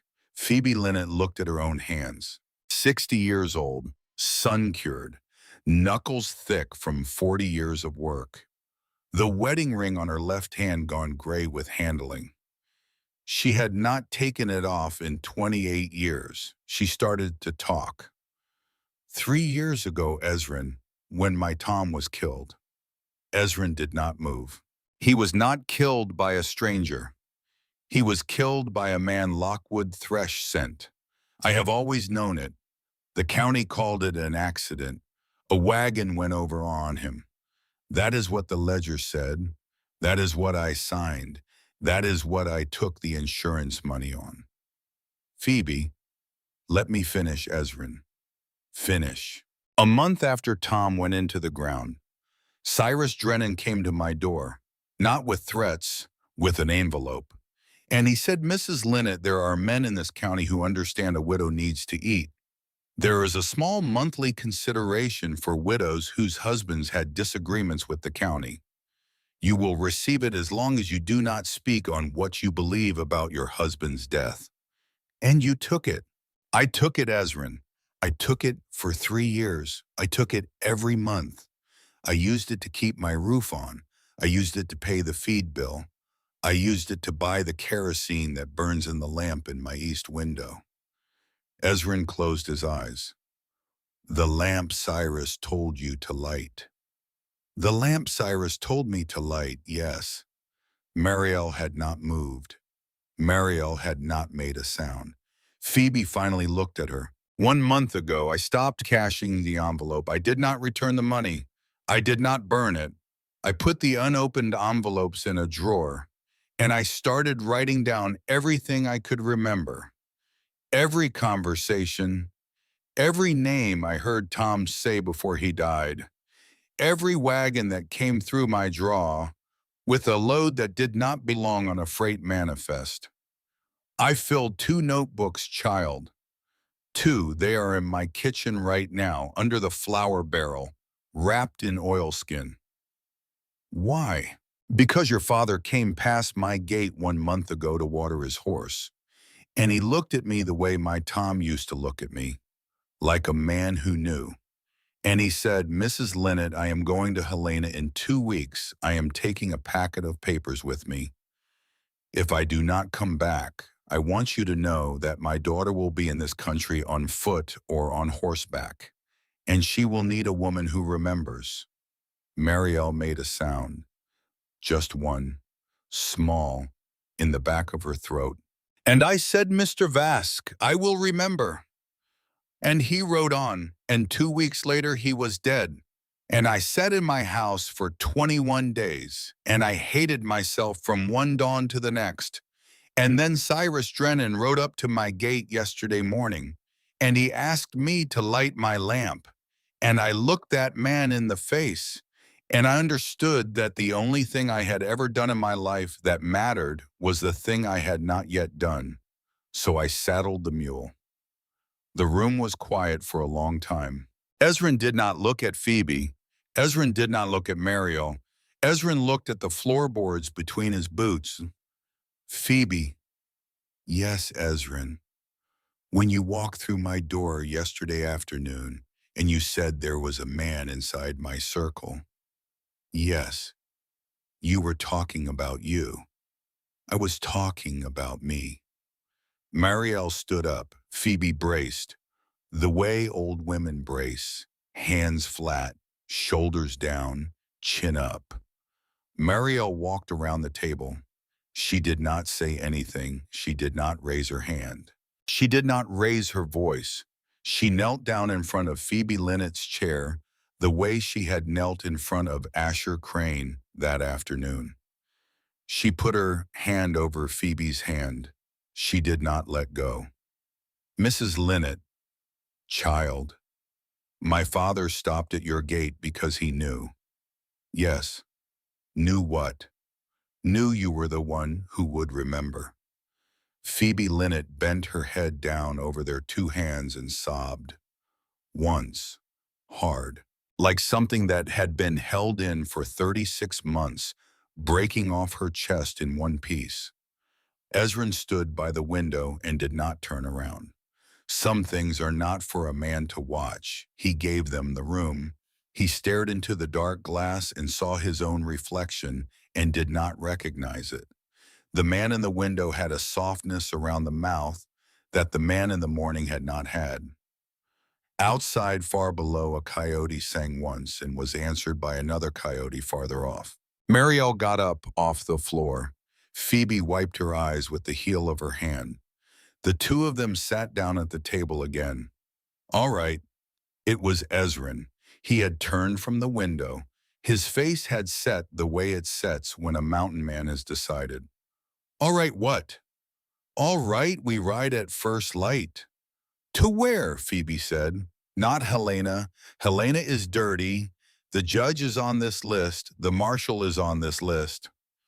Then where, Ezrin? Mariel said. Miles City.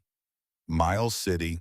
There is a federal judge there, a man named Octavius Brand, sent out of Washington 2 years ago for being too stubborn to trade favors.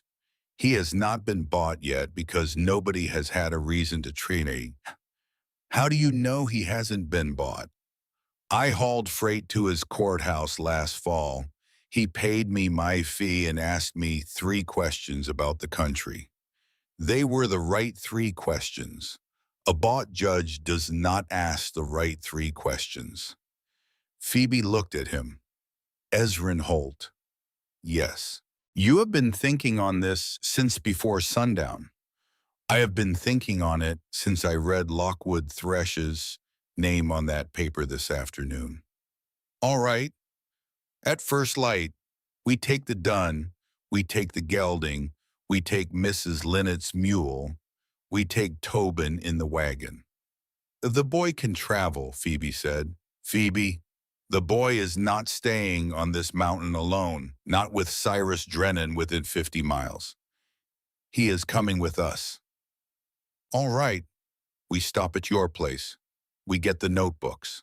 All right, we do not go past the Crane place. They are gone by now. All right, we hit Drummond by noon. I know the station master there. I have known him 11 years. He is a man who has been waiting his whole life for a chance to do one right thing. We are going to give it to him. Marielle looked up at him. She did not say anything. She just looked. He felt it. He did not look back. Ezrin. Marielle. At first light is 6 hours away. Yes. You should sleep. I'm not going to sleep, ma'am. Marielle. Marielle, you should sleep. I am going to sleep 2 hours. Then I am going to take a watch from you. Then you are going to sleep 2 hours. Then we ride. Marielle. Do not argue with a woman who has been tied to a wagon wheel inside the last 36 hours, Ezrin Holt. We are tired. We are not stupid. Phoebe Linnet, 60 years old, broken open at her own kitchen table, laughed. Just once. Wet. Real. The laugh of a woman who has just been forgiven and is finding out that the world keeps going. Ezrin almost smiled. He didn't, but the corner of his mouth moved. The first gray of dawn came over the mountain. Tobin was awake, stiff, pale but awake. Phoebe had given him another swallow of whiskey he hated and another biscuit he loved. He was sitting up. Ezrin had hitched the wagon. He had put hay in the bed for Tobin to lie on. He had wrapped the boy's leg again with fresh linen. He had carried the boy out and laid him in the wagon bed himself. The boy weighed less than a sack of feed. Ezrin had held him close for one breath before he set him down. He did not say anything. He set the boy down. He covered him with a blanket. He turned away. They left the station at sunrise. Phoebe rode the gray mule. Marielle rode the rust pony. Ezrin drove the wagon with Tobin in the bed and the dun tied behind. Cooper got the day off in the corral with extra grain. Ezrin had whispered something to the bay before they left. Marielle had not heard the words. She had seen the way Cooper had pressed his nose into Ezrin's coat. She did not need the words. They came down off the mountain by the long trail. They did not push. The wagon could not be pushed. They stopped at Phoebe Linnet's house at mid-morning. She went into her kitchen alone. She came out 4 minutes later with 2-foot oilskin-wrapped notebooks in a flour sack. She did not look back at the house. She did not say goodbye to it. She climbed onto the mule. She nodded once at Ezrin. He clucked the wagon into motion. They left. The notebooks rode in the bed of the wagon next to Tobin Welsh's good leg. 3 years of guilt and 1 month of fury, wrapped in oilskin, going down the mountain on the side of the angels. For the first time, the wreck of Gideon Vask's wagon was still in the prairie where they had left it. Vultures had found it overnight. Marielle saw them rise off the wagon as they approached. Marielle did not stop the rust pony. Marielle rode straight past. Ezrin took off his hat as the wagon went by the wreck. He did not say anything. He just took off his hat for a man he had never met, for a daughter he was carrying out of this country alive. He put his hat back on. He drove. Drummond came up out of the noon heat. A flat town, 1 main street, a rail stop, a water tower, a telegraph office whose operator was paid by the same county that paid Cyrus Drennan, which was a fact Ezrin had been thinking on hard for the last 2 miles. He drove the wagon to the rail station. The station master came out, old, bent, bad eyes, suspicious temper. His name was Howell Brunt. He had run that station for 31 years. He looked at the wagon. A mountain man, 2 women, a bleeding boy, a line of pack horses behind. Holt, Brunt, you are in trouble, so? Yes, sir. Is any of it yours?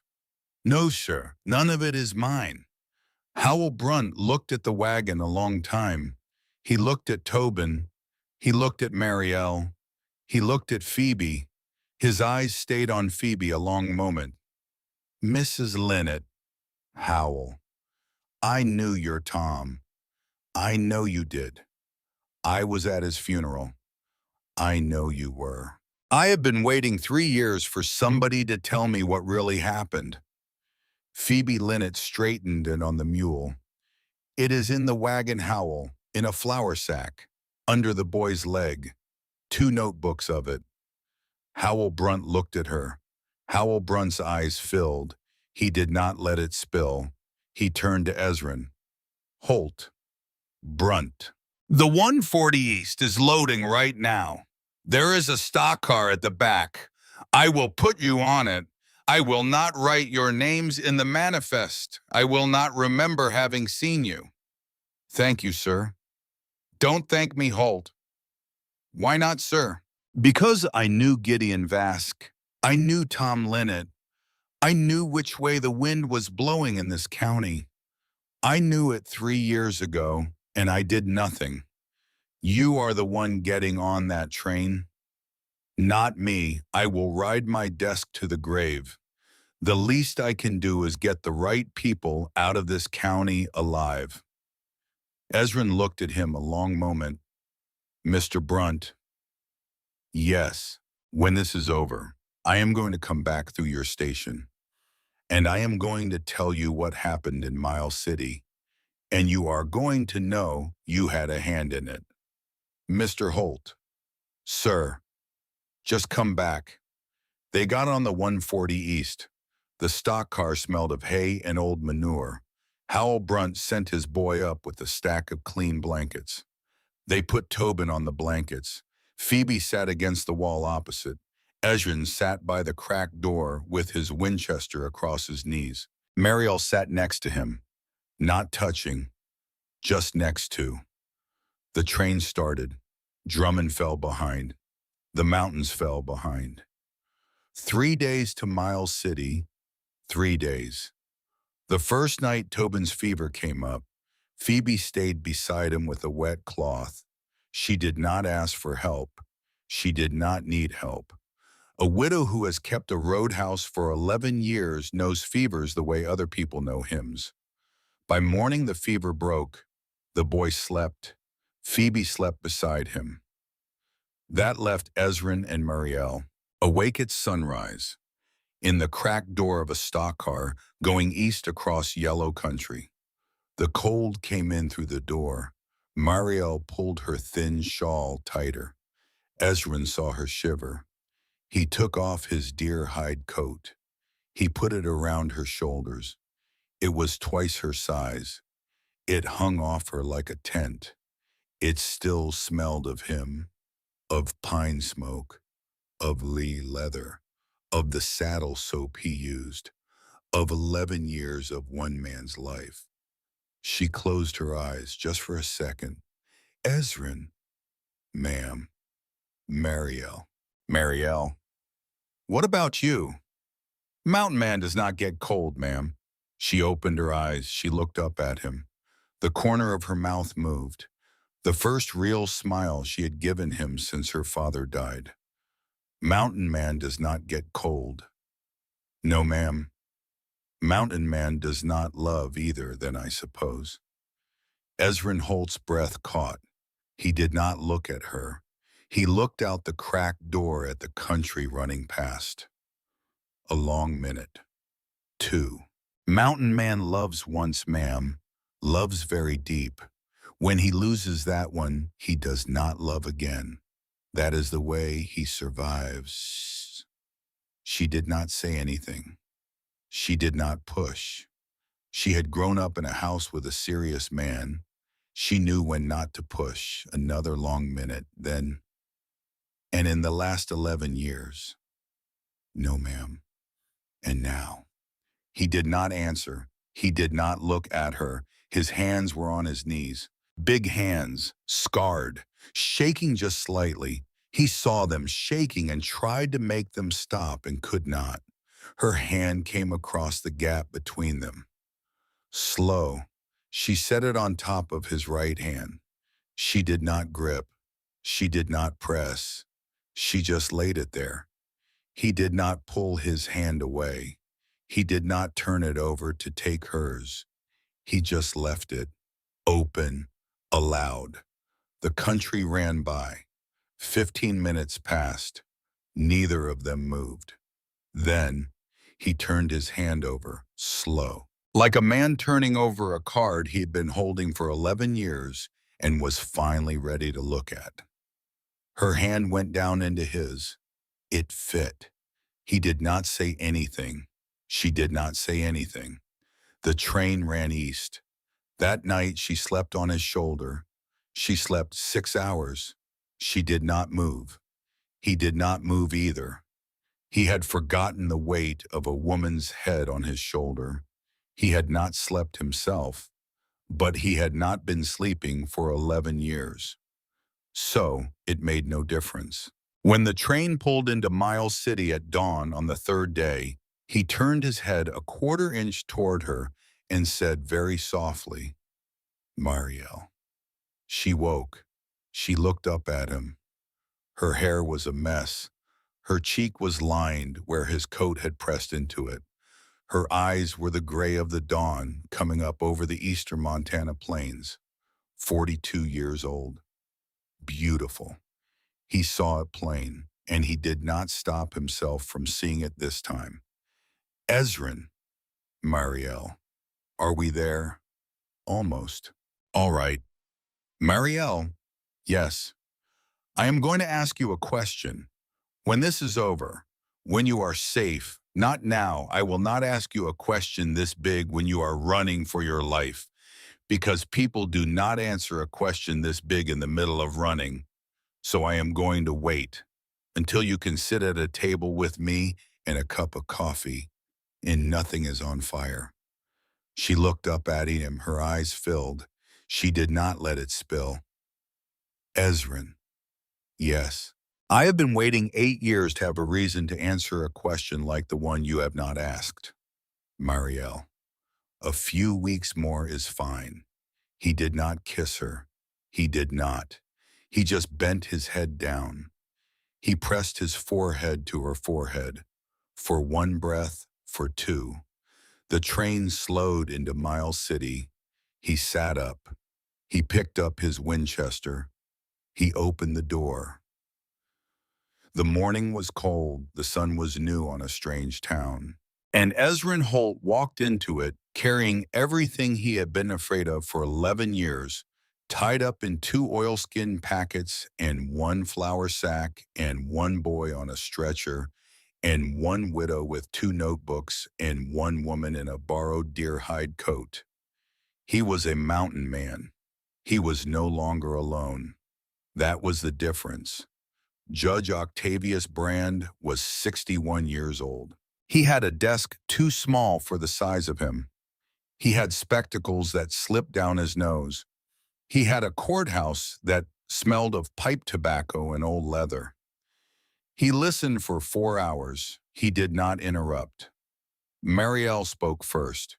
She told him about her father. She read him the 8 names. She showed him the forged A on the deed transfer. Phoebe spoke second. She handed him both notebooks. She told him about Cyrus Drennan at her door 3 years ago with the envelope. She did not flinch when she said the part about the lamp in the east window. Ezrin spoke third. He told the judge about Eston Meyer's confession, about the breakfast table in Butte, about Lockwood Thresh's piece of toast. He told the judge about Greaves Tull tied to a post in his feed run, alive waiting to be brought down. He told the judge about the U.S. Marshal's name on the list. When he said U.S. Marshal, Judge Brand stopped writing, set down his pen, took off his spectacles, rubbed his eyes with the heel of one hand. Mr. Holt, sir, do you understand what you have brought me? Yes, sir. Do you understand the size of it? Yes, sir. Do you understand that the minute I send the first telegram out of this building, every man on this list is going to know inside the day? 3 of them are going to run, and 1 of them, the deputy, is going to come for you. I figured, sir. You figured. Yes, sir. Judge Octavius Brand looked at him a long moment. He looked at Marielle. He looked at Phoebe. He looked at the boy on the cot in the corner of his office, fast asleep again. He put his spectacles back on. Mr. Holt, sir, you are going to stay in this city, in a hotel, under my men. For 2 weeks, you are not going to step outside that hotel without one of my deputies with you. Miss Vask and Mrs. Lineage are going to swear out their statements today. The boy will swear his when his fever has stayed down 2 more days. Yes, sir. And the man you have tied to the post on your mountain. Yes, sir. My deputies are leaving for him on the noon train. Yes, sir. Mr. Holt, sir, when Cyrus Drennan comes for you. Yes. What do you intend to do? Ezrin looked at the floor. He looked at his hands. He looked at the small, tired woman beside him with the bandaged wrist. He looked back at the judge. Sir, I intend to put him in a cell, not in the ground. And if he draws on you, he will not. How do you know? Because there is a 42-year-old woman in this room who does not need to see another man die because of her father, and I am not going to be the man who gives her one. Judge Brand looked at him. Then he did something Ezrin did not expect. He stood up. He came around the desk. He put one hand on Ezrin's shoulder. Mr. Holt? Sir, in 34 years on the bench, I have heard that sentence one time. From you. Just now. Sir, welcome to Miles City. The telegrams went out at 3 o'clock. By 6, the D clerk in Silverbow County had vanished. By midnight, the railroad surveyor was on a steamer down the Missouri. By morning, the judge in Helena had resigned his bench and was sitting in his own kitchen with a glass of brandy waiting for the federal men to knock. By the third day, the U.S. Marshal in Butte was pulled off a steamer in Bismarck. By the fifth day, Lockwood Thresh was taken at his own breakfast table. He did not finish his toast. The federal men reported afterward that he did not even reach for a gun. They said he sat very still, with his napkin still in his lap, and he said only one thing: how? He was told how by a young federal deputy who did not yet know enough to understand why a 63-year-old man would weep at the answer. The answer was a flour sack, 2 notebooks, a widow who had remembered. That left Cyrus Drennan. He came to Miles City on the 9th day. He did not come with 11 men. He had been abandoned. He had ridden 9 days across country on a horse that had given up on him a long time before he gave up on it. He came alone. He came at dusk. He walked into the hotel like a man walking to his own funeral. He did not stop at the desk. He climbed the stairs. He stopped at the second-floor landing. He stood there a long moment. He smelled of horse and dust in the trail. He smelled of 9 days of not sleeping. He walked down the hall. He stopped in front of room 12. He knocked. Ezrin Holt opened the door. He had been expecting the knock for 11 years, for 9 days, for 3 hours. He had told Marielle that morning, if it is going to be today, I want you in the next room. I do not want you to see this. She had said, I will be in the next room, but the door between us will stay open. He had not argued. The door between rooms 12 and 14 was open. She was in 14. She did not come out, but she heard. Ezrin, Doris, I figured it would be you who opened the door. I figured it would be you who knocked. The 2 men looked at each other. 11 years stood in the hallway between them. A farmer, a farmer's wife, a farmer's son, a farmer's son's wife, a deed, a widow, a girl on a prairie with her wrist tied behind her deer, a boy bleeding in a stove room, a horse on a ridge, a father over breakfast toast, all of it in that hallway. Cyrus, Ezrin, why did you come? Because there is nowhere left for me to go. That is not a reason. I know. Cyrus, Ezrin, did you plan it? What? All of it since 1864. Did you walk away from that valley knowing you would end up standing in front of me in a hallway in Miles City 11 years later? No, Ezrin. Then how? Because a woman on a prairie said no to you, and you listened for the first time in 11 years. Ezrin did not move. Mariel in the next room with the door open closed her eyes. Cyrus, yes. I have nowhere to put you tonight but a cell. 2 blocks from this hotel, Judge Octavius Brand is sitting at his desk waiting for you. I know. Do not draw on me. Ezrin, Cyrus, I have killed 2 men and a horse this week to find you. I would do it again before breakfast, but I will not draw on you in this hallway. Why? Because the woman in the next room saved me once, 11 years ago, in a valley I will not name, and I owe her the man she saved. Ezrin did not move. He could not. His throat was full of something. It was not anger. It was 11 years of a thing he had not let himself feel. For one breath, he understood that the man in front of him had been carrying the same weight he had been carrying, in the wrong direction. That was the difference. Cyrus Drennan had been carrying it in the wrong direction for 11 years, and now he was here to set it down. Cyrus, yes, take your hand off your coat, slow.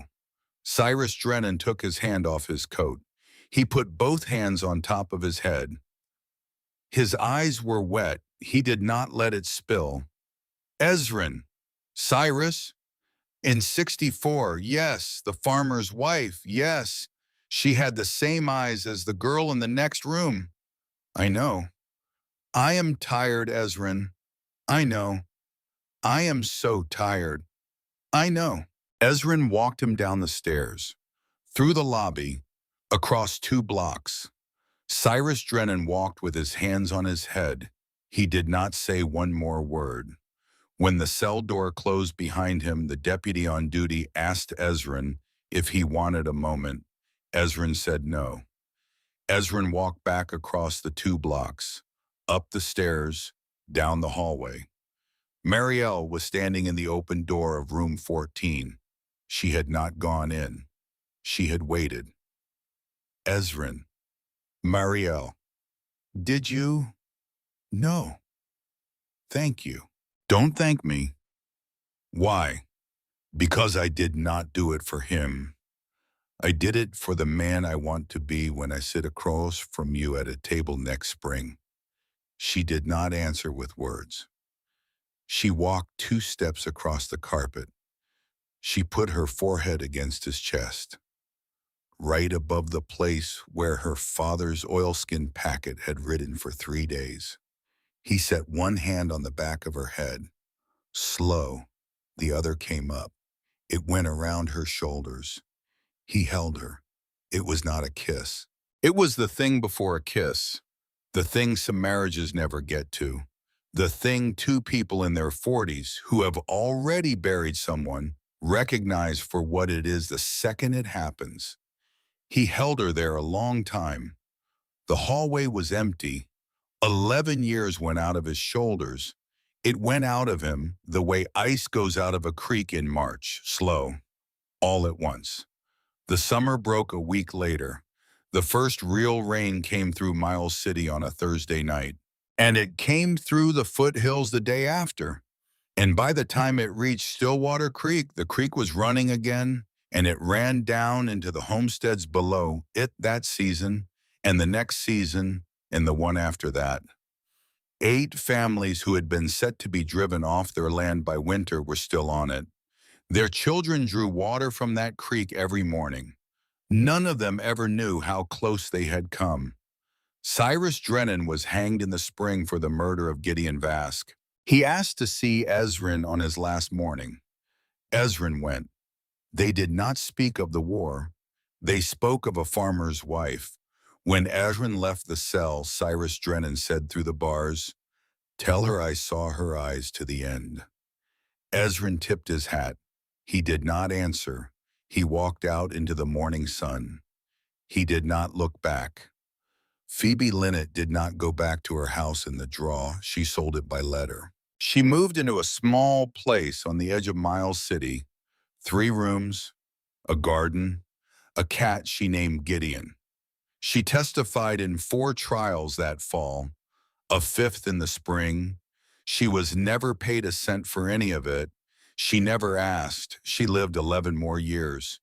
When she died of pneumonia in a hard winter, the newspaper in Helena ran a piece about her that used the word conscience 7 times. Tobin Welsh's leg healed. He walked with a faint hitch the rest of his life. By 23, he was the sheriff of a small town 2 counties north. By 30, he was a man other sheriffs came to for counsel. By 50, he was a man whose own stable hand was an orphan boy he had taken on at 11. When asked why, he said, "Somebody did the same for me once." Asher Crane sent a letter from Nebraska the following spring. He wrote that his girls were in school. He wrote that his wife had planted a garden. He wrote that he would not be coming back to Montana. He wrote that he thought of Ezrin Holt every morning when he woke up beside his children. He wrote that he was sorry and he would be sorry until he died, and that he was trying every day to be a man his daughters would not have to forgive. Ezrin wrote back one line, "Asher, you already are. Keep going." Howell Brunt kept his desk in Drummond until he died at 84. He did not tell the story of the 140 East. He told nobody. Ezrin visited him once a year for the rest of his life. They did not speak of it either. They did not need to. Ezrin and Marielle were married the next summer. A small church on the edge of Miles City, a short ceremony. Marielle wore a soft blue dress, not white. When asked the day before why not white, she said, "I am 43 years old. White is for the girl I was. Blue is for the woman I am." Phoebe Linnett was her witness. Tobin Welsh, walking with a cane he would carry the rest of his life, was Ezrin's. Ezrin said his vows in the front of the church. His voice broke in the middle. What he said was, "I have spent 11 years believing I had loved my once. I was wrong. Love does not have a quota, ma'am. Love only has a moment." Marielle did not let her tears spill. She just nodded. Then she said her own. What she said was, "I have spent 8 years believing the best part of my life was already in the ground. I was wrong. The best part of my life was on a prairie, half a mile from a wrecked wagon on a hot afternoon. I just had not met him yet." The church was quiet.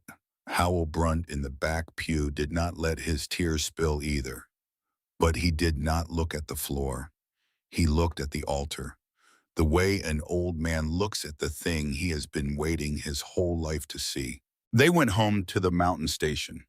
Ezrin built another room onto the house that summer.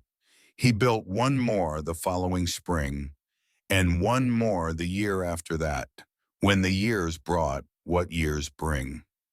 Every morning he poured 2 cups of coffee. He set one in front of Marielle's chair. He drank hers when she was slow getting out of bed. He never poured the second one onto the dirt of his porch again. Not once. For 25 years. Every August, on the anniversary of her father's death, Marielle opened the locked chest under their bed. She pulled out the oilskin packet. She read the 8 names aloud. Ezrin listened every time as if it were the first. He never interrupted. He never asked questions. When she was done, he stood up. He walked out into the dooryard. He looked down at the long valley below the station. She watched him from the doorway. She knew what he was looking for. She knew also that he no longer looked away. When they were 64 and 67 years old, 25 years after the day they had met, Marielle walked out into the dooryard and stood beside him. Her hair was white, his beard was white. She put her hand on his hand. The way she had put her hand on his hand on the stock car 3 days east of Drummond all those years ago. She said, "Do you remember the day?" He said, "Every day, my love, every day." She said, "What do you see when you look down there?" He was quiet a long time. Then he said, "I see a wagon and a woman in the dust and a man on a horse who finally did not ride past." She did not say anything. She just leaned her head against his shoulder, like she had on the train, like she had every day for 25 years. A man can ride past 100 wrongs in his life. He can call himself a peaceful man for it. He can believe it. But one day, if he is lucky, if he is very, very lucky, a voice in the dust will say no to him. And if he has any grace left in him at all, he will stop. He will turn. He will get down off his horse, and he will not ride past again. That was what Ezrin Holt did on a sun-bleached prairie on a hot afternoon in the summer of his 39th year. That was what he did every day after. And that was the reason an old woman 11 years later wrote in a notebook in a small house on the edge of Miles City, "The only thing I ever did in my life that mattered was the thing I almost did not do." That was the reason a boy named Tobin Welsh, 50 years old, gave another boy a place to sleep on a cold night. That was the reason a man named Asher Crane became in Nebraska the father his daughters did not have to forgive. That was the reason 8 families on Stillwater Creek drank clean water for 3 generations. That was the reason a woman named Marielle Vask, 42 years old, leaning against a man's hand on a ridge at sundown, knew before he did that the 11 years he had spent alone were over. Some folks are worth bleeding for. You knew that already. You came to this story because you knew that already. Thank you for riding with me to the end.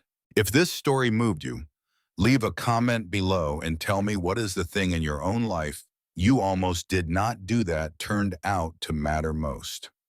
I read every one. I will see you on the next ride.